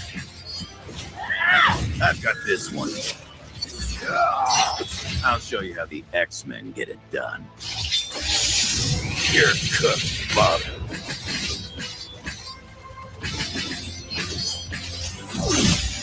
Initiating attack.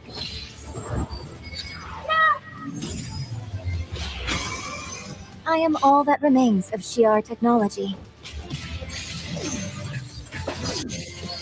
Prepare to be disassembled. Surrender to avoid further danger. Let's finish this. We are stronger. Together!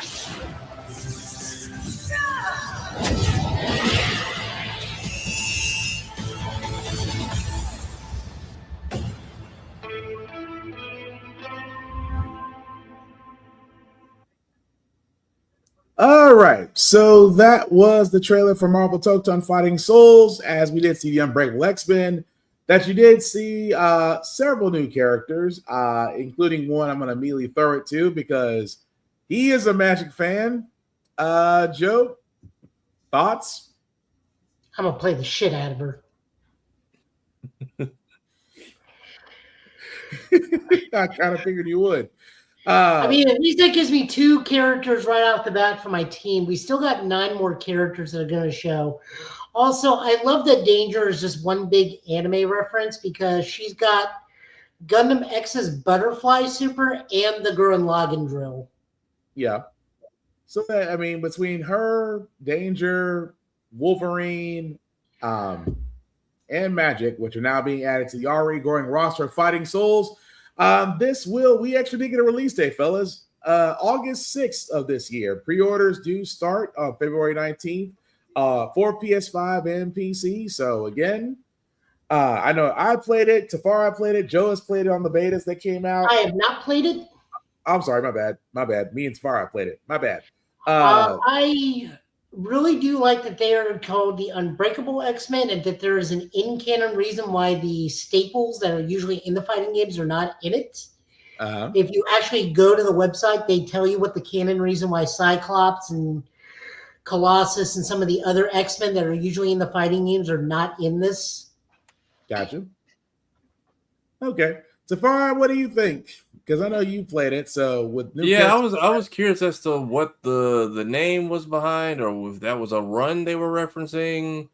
But I guarantee you, it'll get a book the closer to release. So is this something completely new then? This is a completely new team. Okay, because then I was like, "Who the hell is Danger?" And I was like, "Okay, is this the Danger Room like personified?" No. Danger is something that came out during the Grant Morrison run of X-Men, I want to say, but I'm probably wrong on the era. But Danger has been a thing for a while. Okay, I figured she was around, but I'm like, so is that like the Danger Room coming to life through Shi'ar tech? Yeah. Okay, I was like, "Hey, new face, who this?" My knowledge is being tested here. I mean, in this game in particular, as I said, she is a walking anime reference factory because, like I said, her 2 big supers are from Gundam X, or not Gundam X, Turn A Gundam and Gurren Lagann. Yeah. Now, we will say this. If you do pre-order, of course, the Ultimate Edition, you do get year 1 characters and stage passes. You get 5 character costumes. Howard the Duck as an avatar or Cosmo as an avatar. You do get the chromatic color unlock and pre-order bonuses if you do pre-order. So, again, August is going to be a fun little time to play games. We still got 9 more characters. Yeah, still got 9 more characters to be released. So, it's going to be a fun time because, again, Marvel Tokton, when me and Tafara played it, it was fun. I am just hoping they fix the times you can play as well as the mapping. But like I said, I wouldn't be surprised if they got that together. What'd you say, Bama? Please make Jeff to a playable character, at least make him assist.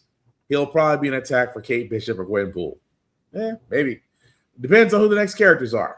But moving right along, we got about a couple more trailers to go before we go into our television anime reviews. This also was seen at State of Play. We are getting a new Silent Hill. So I know Lainey right now, Geek by Heart, as she's kind of at a pausing point playing Silent Hill F. This Silent Hill is called Silent Hill Townfall. And I'm going to be honest, I think I want to play this one. Here's the trailer.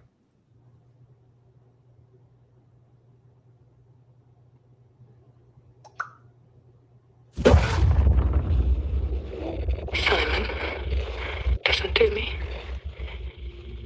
You can't stay in this room forever. I can't.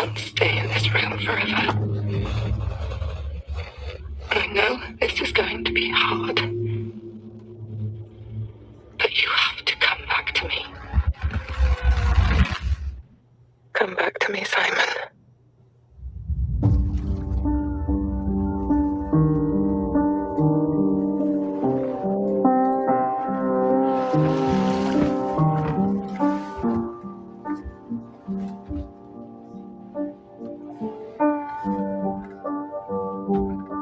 I woke up in the water again.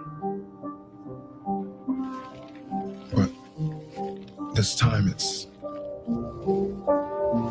different.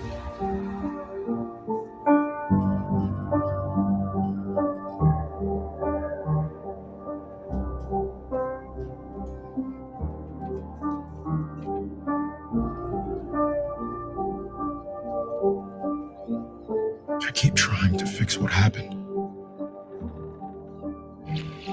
But no matter what I do, You can't fix it. It doesn't let us change things. You did what you did.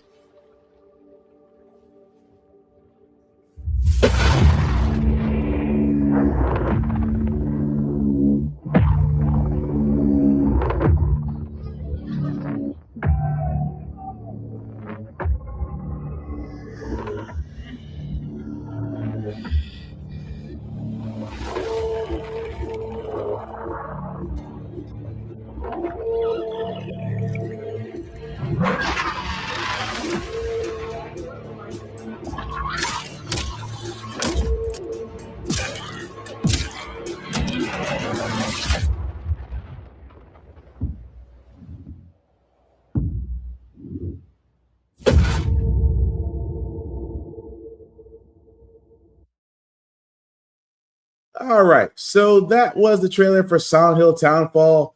That'll be coming out this year on PS5, Steam, and Epic Store. What do you say, Bama? Black and a Silent Hill, okay? Black man Silent Hill, and bruh, man, don't. I'm gonna be honest. If you've never played Silent Hill is definitely one of those games that is just, it is a fracture. It is visually horrifying. Not really graphically horrifying, but it's just the sounds, visuals. If you play this in the dark, you're a brave person. I'm not judging, but like I said, I'm curious to see what this was going to be about. I still actually have Silent Hill F. Haven't finished playing. Haven't even started playing that yet. But I definitely want to give this a shot. But Tafari, what do you think? That's what got me was like, I was like, oh, Black MC in a horror game? And it's like Silent Hill. I'm like, how though? And then when he wakes up, he's like, I was in the water again. I'm like, this has happened to you multiple times? Yeah. Brother man, explain. Like what's going on in our life? How did we end up in this predicament? Yeah, trying to go back and this reminds me to go back and go play Deathloop. Deathloop was actually fun too, by the way, Bama. But yeah, this draws me in because again, with Silent Hill, it's very narrative driven. It's very, like I said, it pulls you in if you're brave enough. Because again, also the one thing I had to go back and make sure, I think this is the first Silent Hill that's in first person.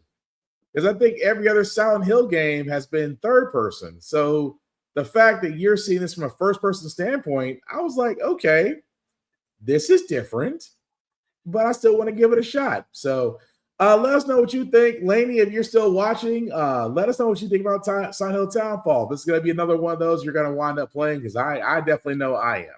And Bama says, I started Reloaded. Yes, definitely pick up Reloaded. Yeah, I've been wanting to get started on that, but damn, my life has been busy putting shit in boxes. So yeah, thank you, Bama. And please, if you like it, leave a review because that crowd has definitely shown up in the last couple of days. Yeah, they're trying to bomb the mess out of that game they're trying to negative review bomb that game for no reason. I found out it's mainly one guy. It is the greasy haired person that we shall not name, but apparently he is just a damn tyrant. To where like multiple dev teams know who he is, and it's just like, well, here he comes. Damn. Well, either way, if you can get Reloaded's what, about 30? Was it $15 Tafar or 30? I want to say it's I think 15 because I was waiting on the price to get posted before I made my video. And it didn't drop until like long after, so I kind of felt bad. So if you have Game Pass Ultimate, you get it free. If you don't, it is see. No, because it's signed into my profile. And then I believe it's on sale on Steam right now. Okay. $14.99 if you want to buy it on Xbox. Steam, you can get it for $13.50, or you can get the bonus edition with the soundtrack for $16. Nice. So And again, then Epic Game Store as well, because apparently that's its own separate thing. yeah, I definitely know I'm purchasing it because Reloaded is one of those games, much like South of Midnight, definitely does deserve our support. And Bama, you gotta be a Game Pass. Yeah, nothing wrong with that. Yeah, if you got Ultimate, man, that's fine. Yeah, definitely play it. Like I said, give positive reviews. The one thing we don't do on GetBit is negative review bombing. I mean, if we don't like it, we're not quote unquote experts. We're not the end all be all. If we don't like, just because we don't like something doesn't mean someone else won't enjoy it. But we're not going to negative review bomb something because we're not incels. So that being said, we are going to move on to the next trailer. Like Joe mentioned it earlier in the show, Castlevania did give us another game, Castlevania Belmont's Curse. It's a little bit different as far as how they're approaching it, but I dig it. If you haven't seen it, here's the trailer.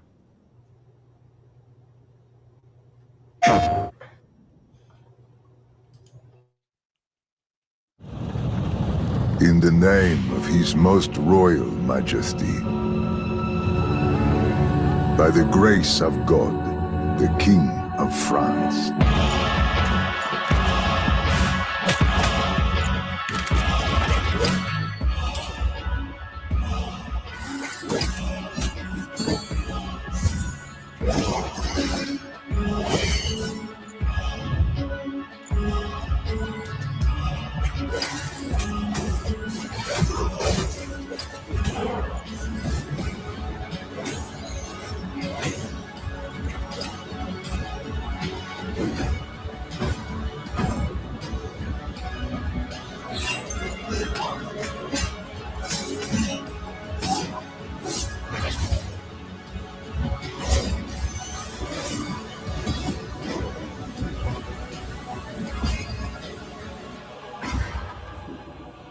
So now, we appeal to you, Trevor Belmont, last of House Belmont.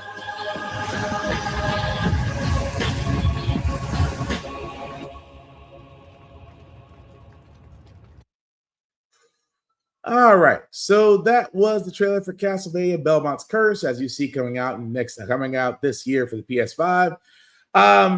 It seems a little bit different because, like most Castlevanias, I know for a lot of us, I know the last Castlevania game I played was Lords of Shadow 2, and that was a little bit different, but still fun to play. This one is kind of going back to the original roots. Again, I'm not mad about a side scroller. I am not. I mean, it's first and foremost, there's no such thing as an ugly Castlevania game. There is no such thing as an ugly one. So, I mean, visually, it looks great. Looks like it's going to be fun to play. Bosses, if they stick to form, got challenges, but you can beat them. But yeah, I know I'm looking forward to this. I'm pretty much sold on it when it does come out on PS5. But Tafari, Joe, what do you guys think? Again, not the biggest Castlevania guy. I still kind of want to get through the shows right now. But I'll be honest, the side scrollers kind of came in heavy this state of play, but none of them look boring. So I feel like if you're a Castlevania person, I feel like this will be interesting enough to you. The cutscenes at least don't look half-assed, so it's appreciated. I mean, yeah, it just looks really good. Joe, what say you? I mean, no, same with Tafari. I'm not a big Castlevania person, but I will more than likely give this one a try. Fair enough. Well, like we said before, it's coming out this year because we are kind of in the spring area. This might look like a summer or winter release. We don't know. PS5 will probably come on to Xbox at some point. Yeah, maybe. Wouldn't be against it because the deal that they do have, it could wind up being on Xbox eventually. But I just know for PS5 right now, like I said, like we talked about this entire time with this state of play, it's been a solid one. I mean, a lot of titles that came out that really, we did not expect them to do this well. But again, it was a solid state of play. So the next last trailer that we do got, again, this is kind of a follow-up to a game that already exists out there. This one is called Kena Scars of Cosmora. If you haven't seen the trailer, I'll just shut up because it really... Peggy 12. I'm sorry? I sense suffering here, Spirit. Do you need help?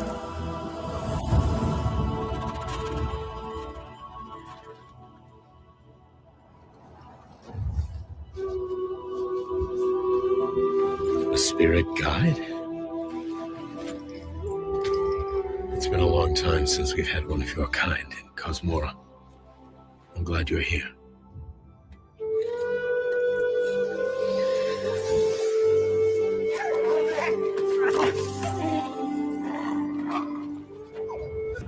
That temple has been sealed as long as I can remember. Dangerous corruption was locked inside, along with the secrets of a forgotten practice.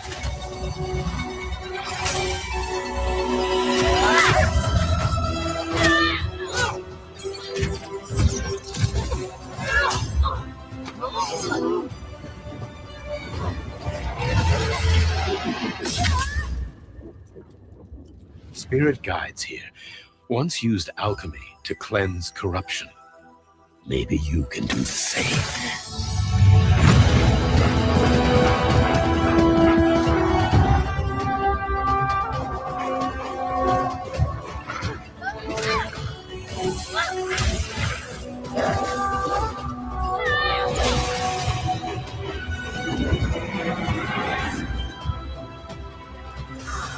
Fear will bind you, gripping to the present, which must always pass.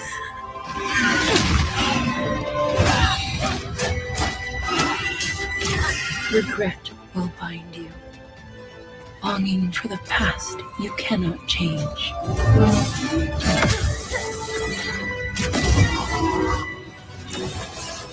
Love will bind you, yearning for a future you will not see.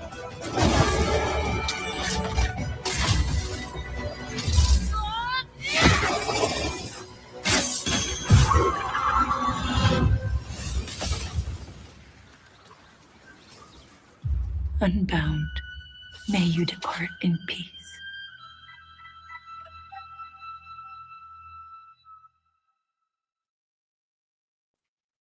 All right, so that was a trailer for Kena Scars of Cosmora that will be coming out this year for PS5, Steam, and Epic Store. Now, for all those that don't remember, the first game, Kena Bridge of Spirits, if I've got that right, that came out, let's see, 2026, 2021. That came out 5 years ago. Now, I remember playing that one. It's kind of been a while, but kind of played the same way. A little bit more like God of War, a little bit of Zelda, a little bit of Castlevania, I would say. But I know I'm playing this. This looks fun as all get out. Visually, it's freaking beautiful. But yeah, I'm hooked. What say you, Tafara and Joe? I mean, I would say getting a little bit of Zelda / Horizon, like your typical adventure formula. I didn't know this was a sequel. Well, it's I gotta put this. It's not Or- really or part of a franchise. I didn't realize there was more than one of these. Yeah, the first one was Bridge of Spirits that came out 5 years ago, but I guess I won't say it's a continuation because this is a whole different story from the first one. But yeah, it's continuing the series. But yeah, it definitely looks fun. Joe, what about you? You're muted, Joe. Microphone. It looks fine. I never played the first one. I heard it was okay. I'm assuming this will probably continue the trend. Yeah, I mean, like I said, I played the first one. It was fun. That's why I was like that. It kept on bugging me during the state of play. Like, I know this game, and yet I can't place it anywhere, which is freaking bothering me. But I digress. But like I said, comes out this year again because we're in spring. Might be a summer release, might be a winter release. We really don't know at this point. But Last trailer that we do got, guys, from the State of Play before we move on to television anime reviews. Nobody saw this coming. And by nobody, I mean we really did not see this game coming. But now that it's coming out, I'm not going to lie. I know people want to play it. I'm kind of curious to see how they're going to do it. What I'm talking about, guys, is we are getting a John Wick game. And here's the trailer.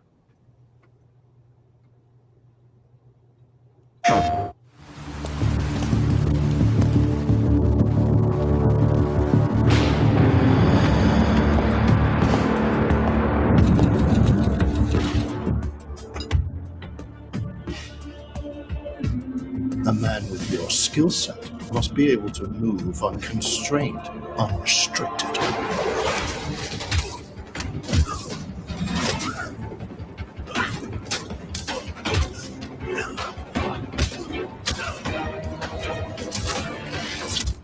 He must be versatile, capable, adaptable.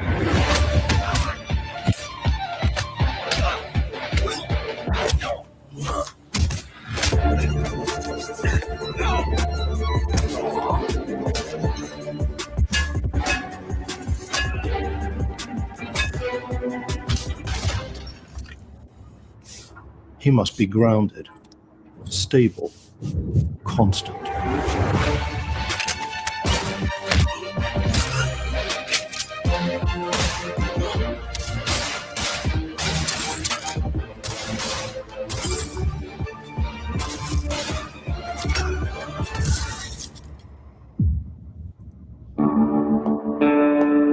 I believe you are ready, sir.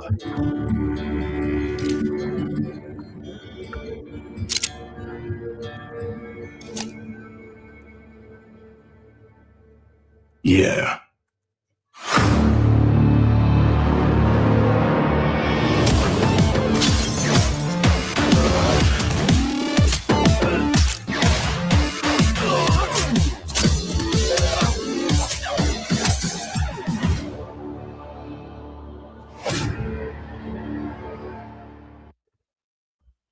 All right, so that was the trailer for John Wick.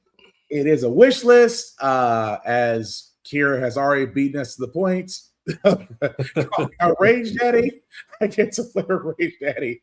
Yeah, man, we talked about God of War's trilogy remake early in the show, man. But yes, John Wick, we are getting that game. We have next to nothing in information about this. We do know that it's in development. We don't know where it's going to be starting or where we're picking up because, again, we have 5 movies to go after. So we don't know where it could be. It could be, I want the intro. I need the intro to John Wick. John Wick is a man of focus. If I don't get that intro, number one, I'm gonna be annoyed. At the same time, I hope we do get the bar scene where he did kill 3 men with a pencil. But outside of that, fellas, what more can we say about this? Because it's going to be interesting to see what they do, how this ties in with the world as it is, with the world of John Wick as it is. There's a lot they can go after, but either way, I'm sold. But what say y'all? I'm curious to see what they do with it. For right now, it's looking like Sifu, but with guns, which not a bad way to go about it. I'm curious to see if this is going to be its own story, if this ties into the film, if this is just one of the many side quests of John Wick. Actually, I got it. It said that this game will feature an original script set in the John Wick timeline. It does not say where in the John Wick timeline this occurs, but it's an original story. Okay. So it is going to include original familiar characters that we already know. So unfortunately, I know Lance Riddick's character is probably gonna get played by somebody else, but rest in power. Dang. But we know old boy is gonna come back as Winston, and we know, I don't know, outside of Winston, outside of what's his face playing Marvin, outside of, well, there's a few characters that could come back, but it's gonna be interesting to see where the story is gonna pick up. But Joe, any thoughts on it? I want to see gameplay trailers before I judge anything. Fair enough. And that's going to be the next thing, because with John Wick, it's going to be gameplay. I would like to think that maybe it's going to follow because now my mind's thinking either Dead to Rights or Rise to Power, or what was some other free flowing fighting games? 50 Cent Bullets to Sand. Yeah, that was another one. I'm curious to see how they're going to do that, because that's the thing, because I think between all of us, we all like John Wick. So yeah, I don't think we're not going to find too many people are not going to be like, we want this to be similar to the movie. So I will put it like that. Just maybe maybe they'll do it justice. Like I said, it's right now, it's in development. When more news comes out, when more news or trailers or even gameplay comes out, we'll let everybody know. But for now, like Kira said, we're getting Rage Daddy. But that's pretty much trailers that we did have for the State of Play. Now, again, guys, there were many other trailers that were played. They did talk about Dead or Alive getting a new update. They talked about Crimson Moon, Beast of Reincarnation. They did talk about 7. Yeah, sorry, let's say it again, Joe. Dead or Alive 7 officially got announced. Yeah, they talked about Dead or Alive 7 getting officially announced. Death Stranding 2 coming to PC. Ghost of Yotai Legends being released on March the 10th. They talked about 4 Loop. They talked about Pragmata. Oh, sorry, Pragmata does have a dim out for it right now. If you did want to play it on a PS5, Beast of Reincarnation comes out this August of this year, and yeah. Outside of that, I think there was. Oh, and I'm sorry. And 007's First Light does come out May 27th of this year. So, and of course, the Yako Shinobi Ops will come out 2027. It's like Tenchu if Tenchu had 4 friends. But like I said, the state of play for what it was, guys, it was definitely. I think we all can agree that it was actually better than the last one. But yeah, a lot of games that we are looking forward to, as Bama says, another DOA game or Jiggle Fighters. Sorry, it's physics. It's physics. Yeah, but we know what we're signing up for. Yeah, we know we're signing up for with the Dead or Alive game. But with that being said, we are going to move on to television and anime reviews. So Tafara, I'll start with you, sir. Any updates you have for this week? Not a whole lot. Vigilantes has apparently just taken Prince and is now made him canon in the My Hero world, so we'll find out more about that next week. Getting to see more of what Aizawa apparently before he became a teacher and present Mike in their first year as a teacher. Mm-hmm. Also finding out that the My Hero world has laws on what superheroes can wear or how little they are allowed to wear, because Miss Midnight was just doing too damn much, apparently, in her youth. But yeah, apparently Prince is her hero agency leader, so we'll find out more about that. What's his superhero power, and why is he called Purple Rain? That's what I'm waiting to see next week. The fact like the Purple Prince, so I'm just like, I feel like he would have approved this if he was alive. I feel like he would have been okay with it, because they also drew him like a JoJo's character at the same time. I'm glad I'm not the only one that noticed that. Yeah, so Prince is a My Hero power user, but at the same time looking like a JoJo's potential stand user. Fire Force is great. Finding out that Ogun's ancestors actually were Caribbean ship captains who escorted people during the last cataclysm, including the current religious leader of this entire country, basically. And then the fact that they gave him the stereotypical Caribbean Jamaican air horns while the reggae music played was just funny. And I know the lieutenant has powers, but his powers are literally bullets. Everyone else has these training arcs, and he's just like, I'm just gonna get a bigger gun and we'll see if that works this time. So getting down to the wire, I think we just met Excalibur from Soul Eater this episode. Yeah, or the inspiration for him at least. So let's do it. We're winding down. The show's getting good. Getting through Haikyuu season 4, great stuff. some of my least favorite characters are starting to grow on me finally. Spring tournaments going on, people getting love interests. It's an interesting mix out here. But that is about it for my shows. I am waiting on pretty much everything Prime has coming out in like the next 2 months. Gotcha. Joe, what say you?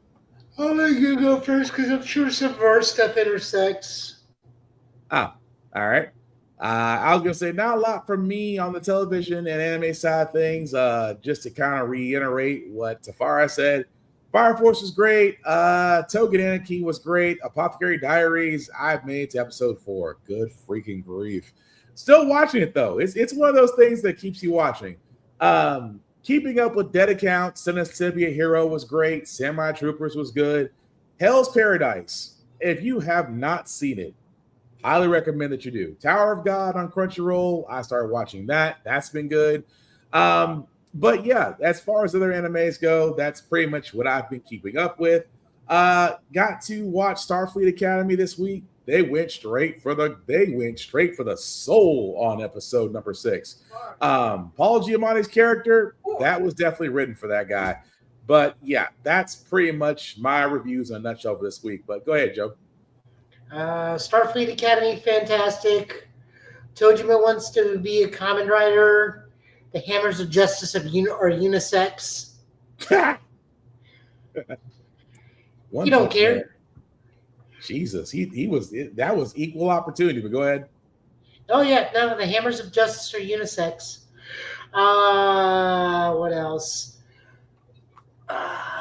Standard Kamen Rider sets. Mission failed. We get to see the two new riders. They are, one's just a giant meathead, and the other one is old friend of somebody else. So those two are going to be fun. We got Pain and Panic, or Shock and Panic. That's what they are. They are shock. Their abilities are Shock and Panic. Other than that, the not licensed to be a hero, Sentenced to be a Hero just continues to get better and better. Like, that show's like legit one of the best things out right now. Other than that, that's pretty much it. I don't get to watch a whole lot at the moment just because schedule is super busy. Oh yeah. Excuse me. All right, Gozutra ended, meaning Super Sentai is now put to sleep for the next 10 years. Damn. Well, that's good to know. So, with that being said, we are going to go ahead and move into comic pulls of the week. But before we do get into comic pulls, we do always want to shout out to Rick's Comic City, Nashville's #1 place to go to for comic books. 2 locations, Nashville and Clarksville, Tennessee. Also, their website at rickscomiccity.com. Trust me, you will not be disappointed there. Every time I have went there, it has been a fun time. I have been able to get help. The staff there, extremely freaking helpful. Love kids, by the way. And like I said, just a good time to be there. So definitely, if you are in the Nashville, Tennessee area, definitely check out rickscomiccity.com. If you're not in the Middle Tennessee area, guys, please support your local comic book stores, support your local libraries, support your indie artists, whether they are writers, storytellers, drawers, artists. Please support them. They need us more than ever these days. So with that being said, Joe, I do see that you do have your comic books up, sir. So whenever you're ready.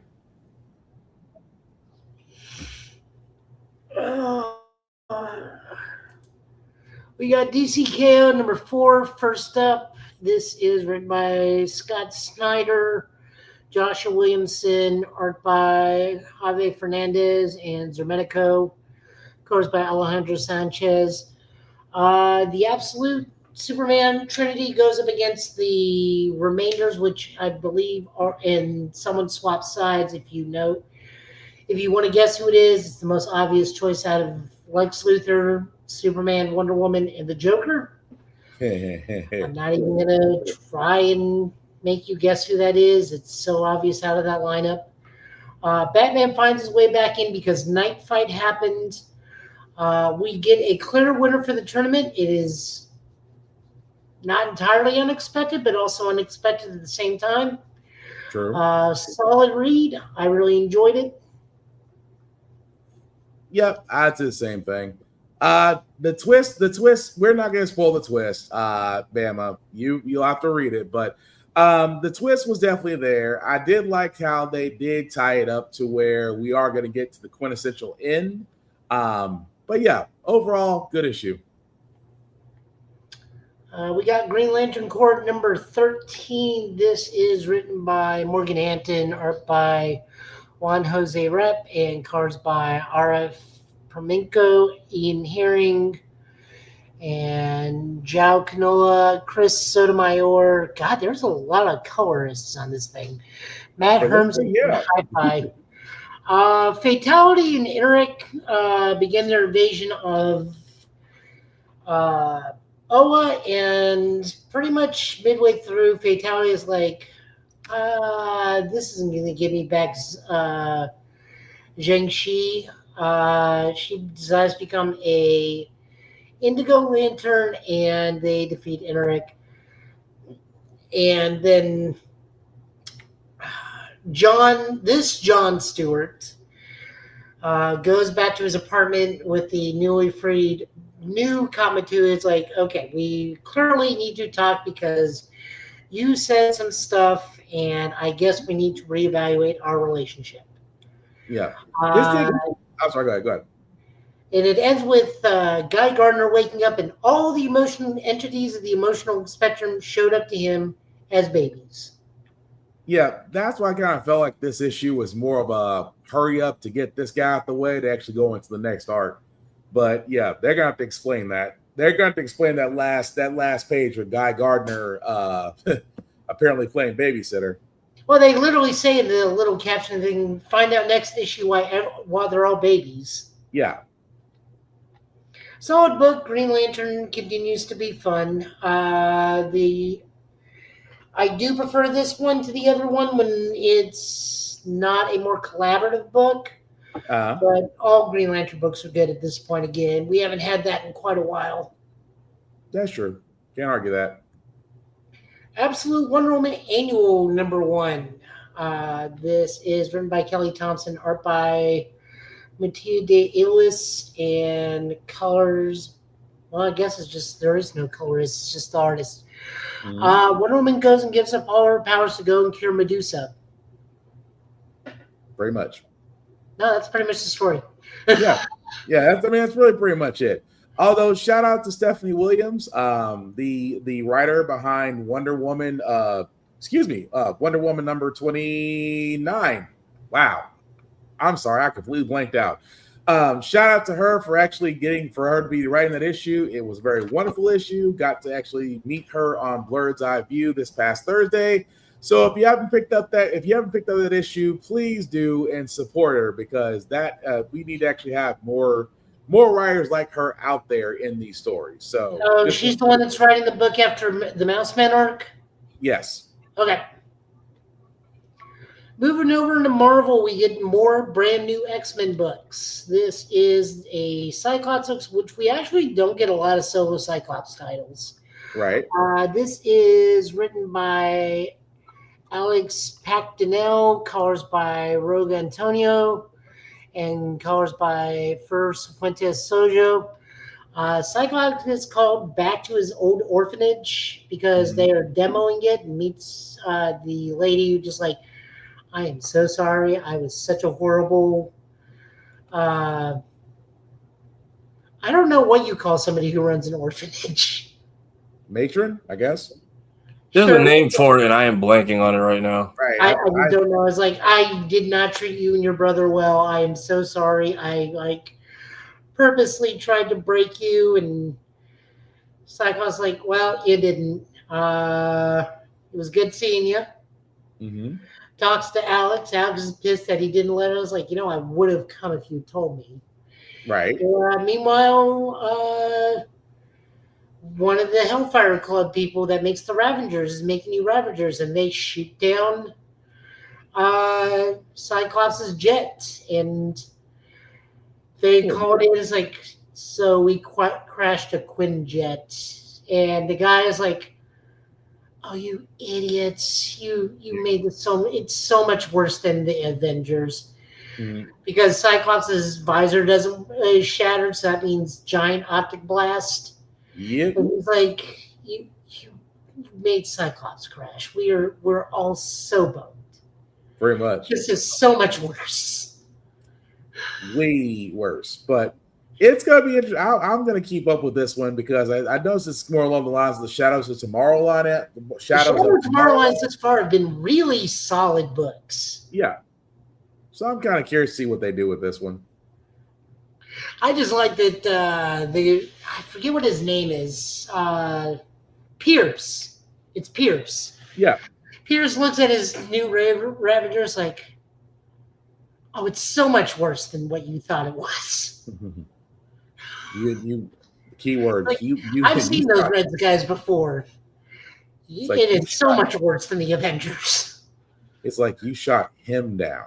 It's like of all the people, you shot him down? Damn. Deadpool #1, because Deadpool gets a new ongoing. Written by Benjamin Percy, art by Jeff Shaw, and colors by Alex Sinclair. Deadpool's in the please hurt me mode. Very much. Everyone is just like, are you okay? That is literally just what the book is.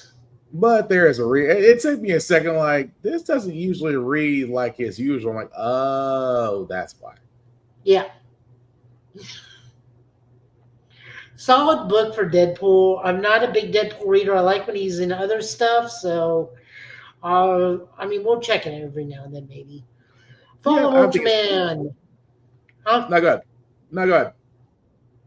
Fall of Ultraman #1. This is written by Kyle Higgins and Matt Kroom, art by David Tinto, colors by Rachel Rosenberg. This, I want to say, is the finale for the Ultraman saga in Marvel. Pretty much Dan Moriboshi and Shin Hayata start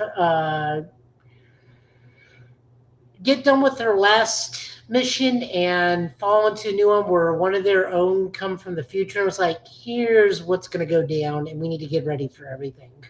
Right. Solid book, though. I will say that. It was a solid book, too, because I had to kind of go back and reference some things, but it was still a good read. No, I'm digging it. If this is the finale for the Ultraman saga, so be it, but it's been a solid run no matter what. Yeah. Black Cat #7, written by G. Willow Wilson, art by Gleb Melkinov, and colors by Brian Reber. Mary Jane hires Black Cat to go get back at an old audition tape, which, of course, immediately Black Cat's like, you have a sex tape? And MJ's like, no, it's just a horrible, horrible audition tape when I was young. We just got to get it back. It's like, well, where is it? It's like, it's in a vault in the negative zone for some weird-ass reason. And Felicia's just like, well, I owe you one. Let's go do this. Dang. And MJ's like, great. By the way, I'm also Venom. MJ's like, sure, whatever. That's fine. Let's just go get this done. Now, I will say I didn't actually read Black Cat. This didn't really fit my area, but it's not a bad book. It's just not my preference. Will still highly recommend, if you never read a Black Cat book, to actually give it a shot, see if you like it. I really enjoyed it because the Black Cat Mary Jane books are always consistently good. So them doing a team up is fantastic. Plus, I just love Felicia giving MJ a hard time about being Venom, considering everyone's history with the symbiote. And even Venom's like, yeah, I'm really sorry. I am trying. So I am really sorry. Fair. Yeah, fair. And then you get to see Venom become a symbiote submarine. And Felicia's like, did you know you can do this? And MJ's like, shut up, girl. I'm trying to concentrate. She-Hulk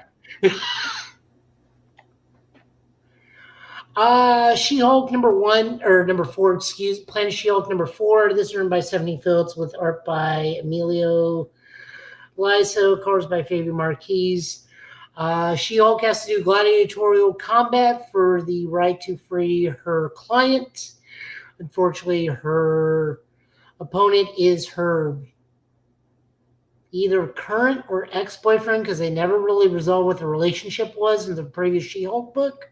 It's But complicated. it turns out he's been mind-wiped Uh-huh. at the moment, so he just doesn't know who anybody is and just fights Jen, but Jen fixes stuff with the giant suplex, as you do in most superpowered relationships. Interesting. Okay. Solid book. Art's fantastic. I will always advocate for more She-Hulk.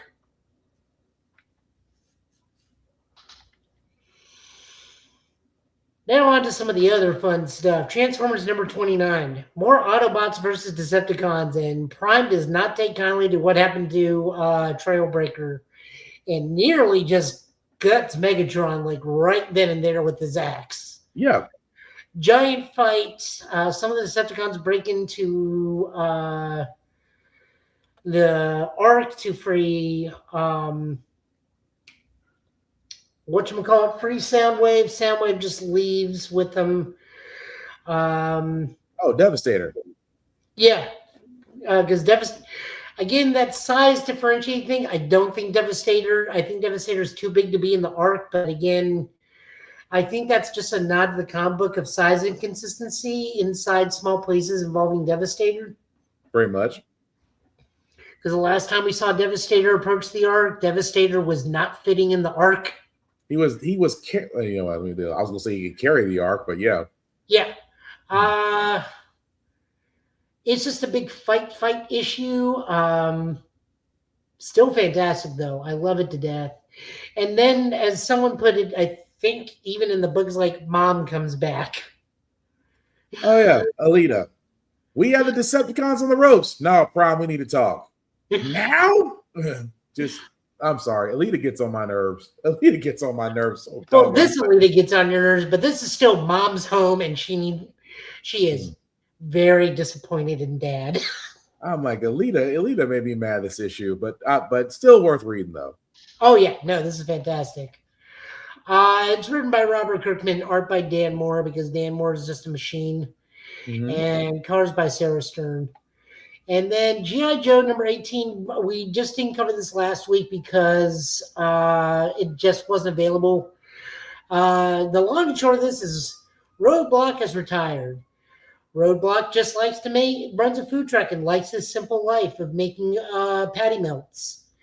Cobra tries to recruit him. Roadblock does not like this. All the man wanted to do is make burgers. That's all he wants to do.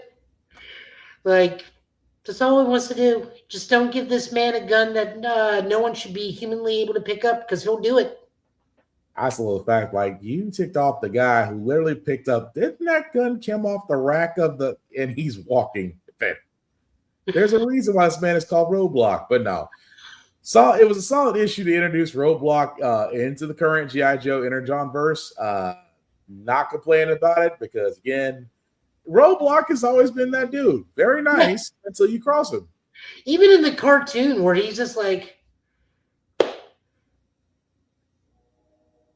we just hurry this up? I gotta cook. Pretty much.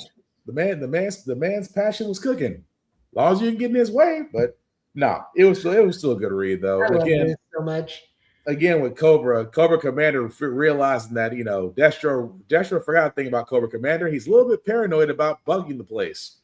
Oh yeah, but he's also a competent Cobra Commander, so he's like, I knew he was going to do this. This is unsurprising. It's almost like it's almost like he was proud. He's like, yeah, you know what? I'm not even mad at you. I mean, I'm not going to trust you, but I'm not mad at you. Nah. This is written by Josh Williamson, who I think now is the Grand Slam, because he's writing a book for Indie, for Marvel, and for DC at this point. Gotcha. Because, yeah, he's also writing the new Iron Man. Oh, sweet. Okay. This is called art by Marco Fredera and colors by Lee Lowenridge. And then that's all with the books. There's one other I got in there, but that's for the other show. Gotcha.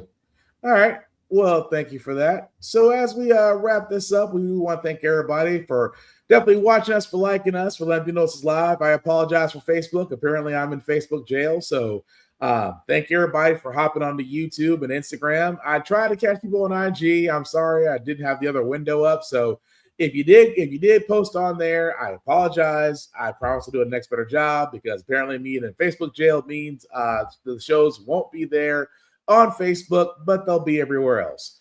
But with that being said, we are going to go ahead and sign off and shamelessly plug ourselves as best as we can. I start with the man, the myth, the legend, the 1 million view man himself. Congratulations on 1 million views. Tafari, let people know what you're doing, where you'll be at, sir. Yeah, thank y'all. I hit 1 million views cumulatively on the main channel, so that is appreciated. Dispatch skit is actually doing very well. I've been breaking it up into shorts every day just to kind of stretch that out, as well as like posting other little funny bits in between. Gaming channel is closing in on 100 subscribers. I just posted the highlights, my state of play reactions. We did a little bit of the Super Monkey Ball Festival for Crossworlds, and then did the highlights of my platinum of the platinum run for Dispatch. So that game is 100%ed, one and done. It was a great run. Starting to mail stuff off to my new address, and hopefully it will be there by the time I get down. Looking to maybe jump into Bakugan Battle Brawlers, because that seems to be the one everybody responded to the most. Potentially that and a complete rerun of Ashura's Wrath. So far, just I'm gonna get down there. I'll probably do a few test streams just to see what I'm working with internet-wise. Hopefully better now that I'm not out in the sticks. But yeah, that is about it. Literally, we got about to get off stream, and then I got to pack up this camera, this tripod, and my capture card. So it has been real, folks. All right. Thank you, sir. Another man that's always busy, but always somewhere doing stuff. Joe, want people know what you're doing, where you'll be at, and where you can be found, sir, as you unmute yourself.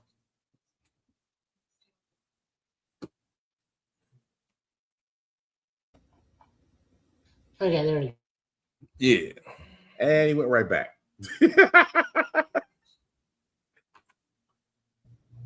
There you go. Did not want to unmute. The question at this point is, do I want to be found? Well, that's a fair statement.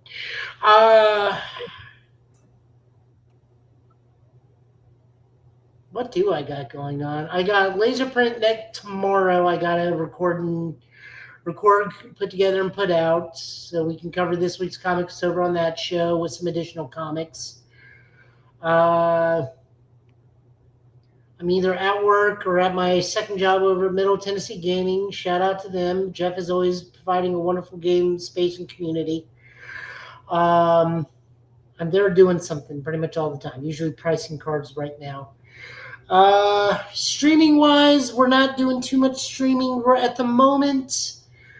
Over on my Twitch under Joe Italian last name.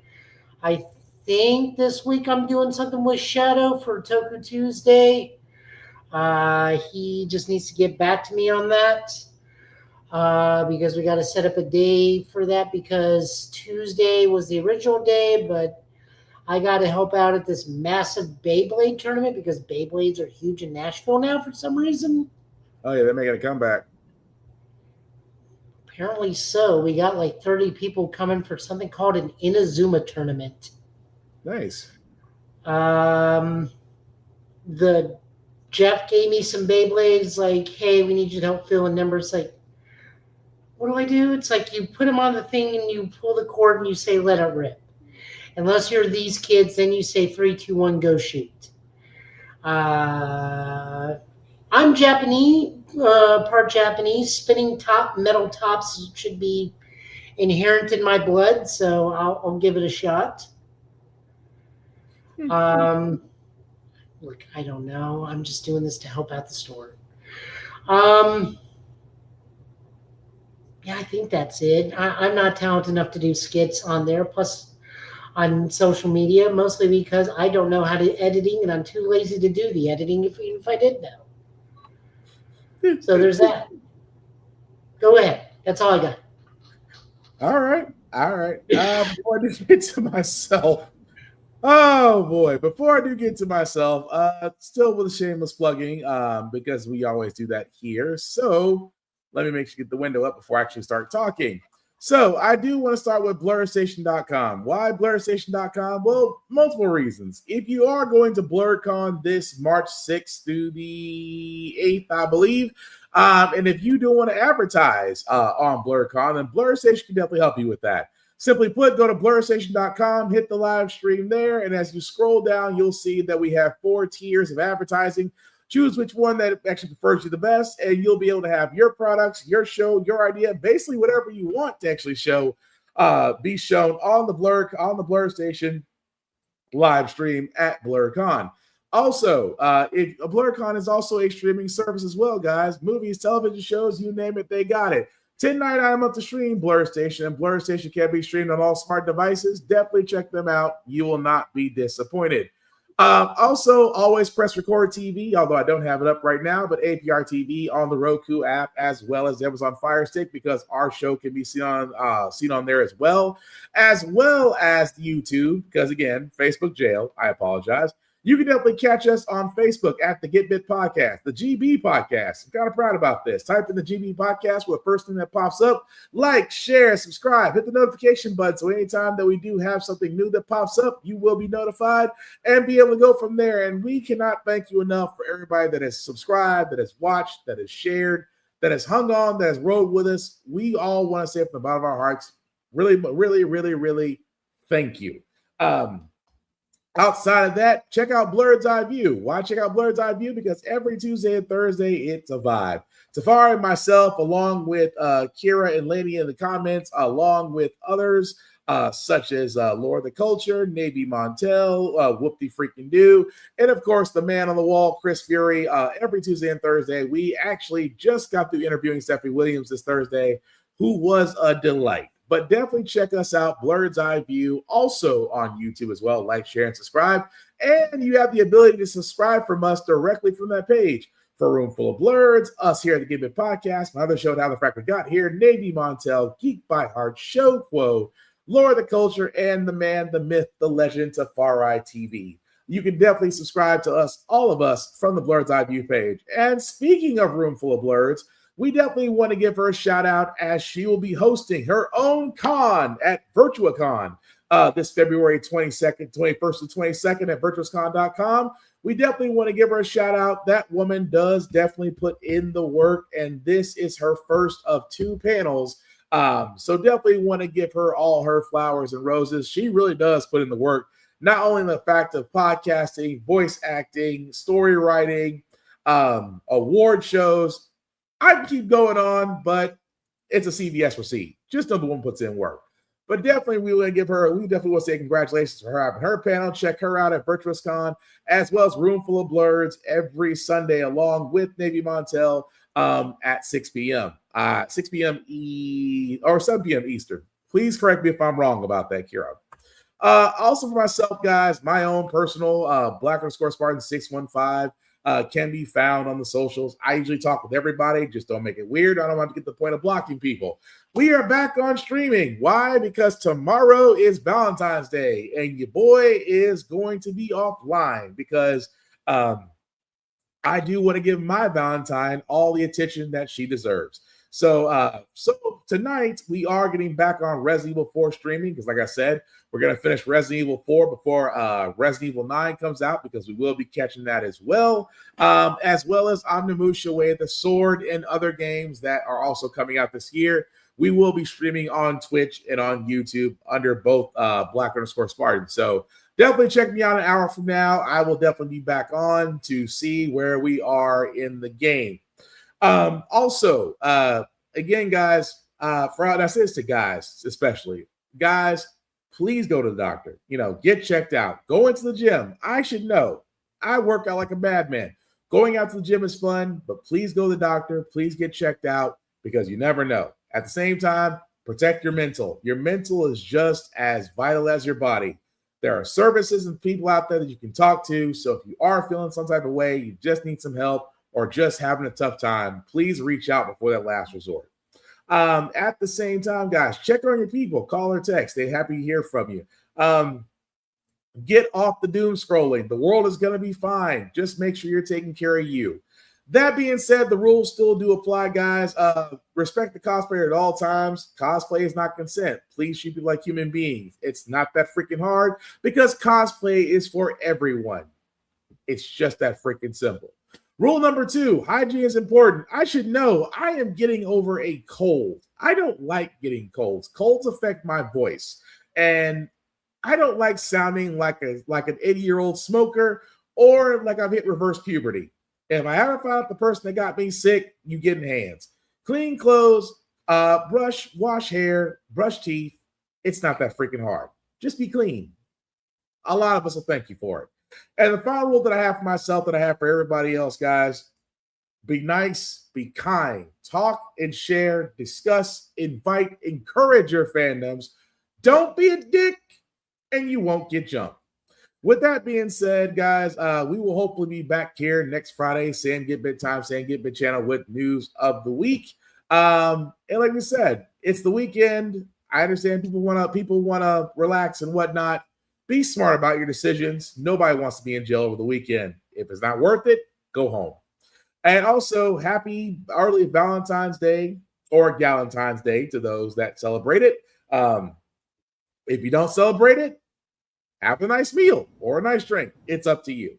But with that being said, before we call it a night, fellas, any last words? I heard that Goat movie is actually really good. If y'all want to go do something this weekend, apparently it is fun for the whole family. The underbelly of Zootopia, I guess. Yeah. Also, Reloaded is out. If you can, please go play it, buy it, support it, leave a review. They would really appreciate it. Other than that, that's about it for me. Everybody stay safe this weekend. Joe? I think Joe is frozen. Oh, there he goes. Any last words, Joe? Just be good. Don't come visit me. Yeah, please don't visit Joe at work. Well, with that being said, guys, again, enjoy your weekend. Have a happy Valentine's Day. It's Valentine's Day. Single day if you're single. No judgment. But again, have some fun. I've been Spartan. He's been Show Guy Joe. He's been Sparrow TV. This has been the Give It Podcast, guys. Thank you all for watching. Please take care of yourselves and each other, and I promise we'll get through this. Live long and prosper, guys. We are out. Peace.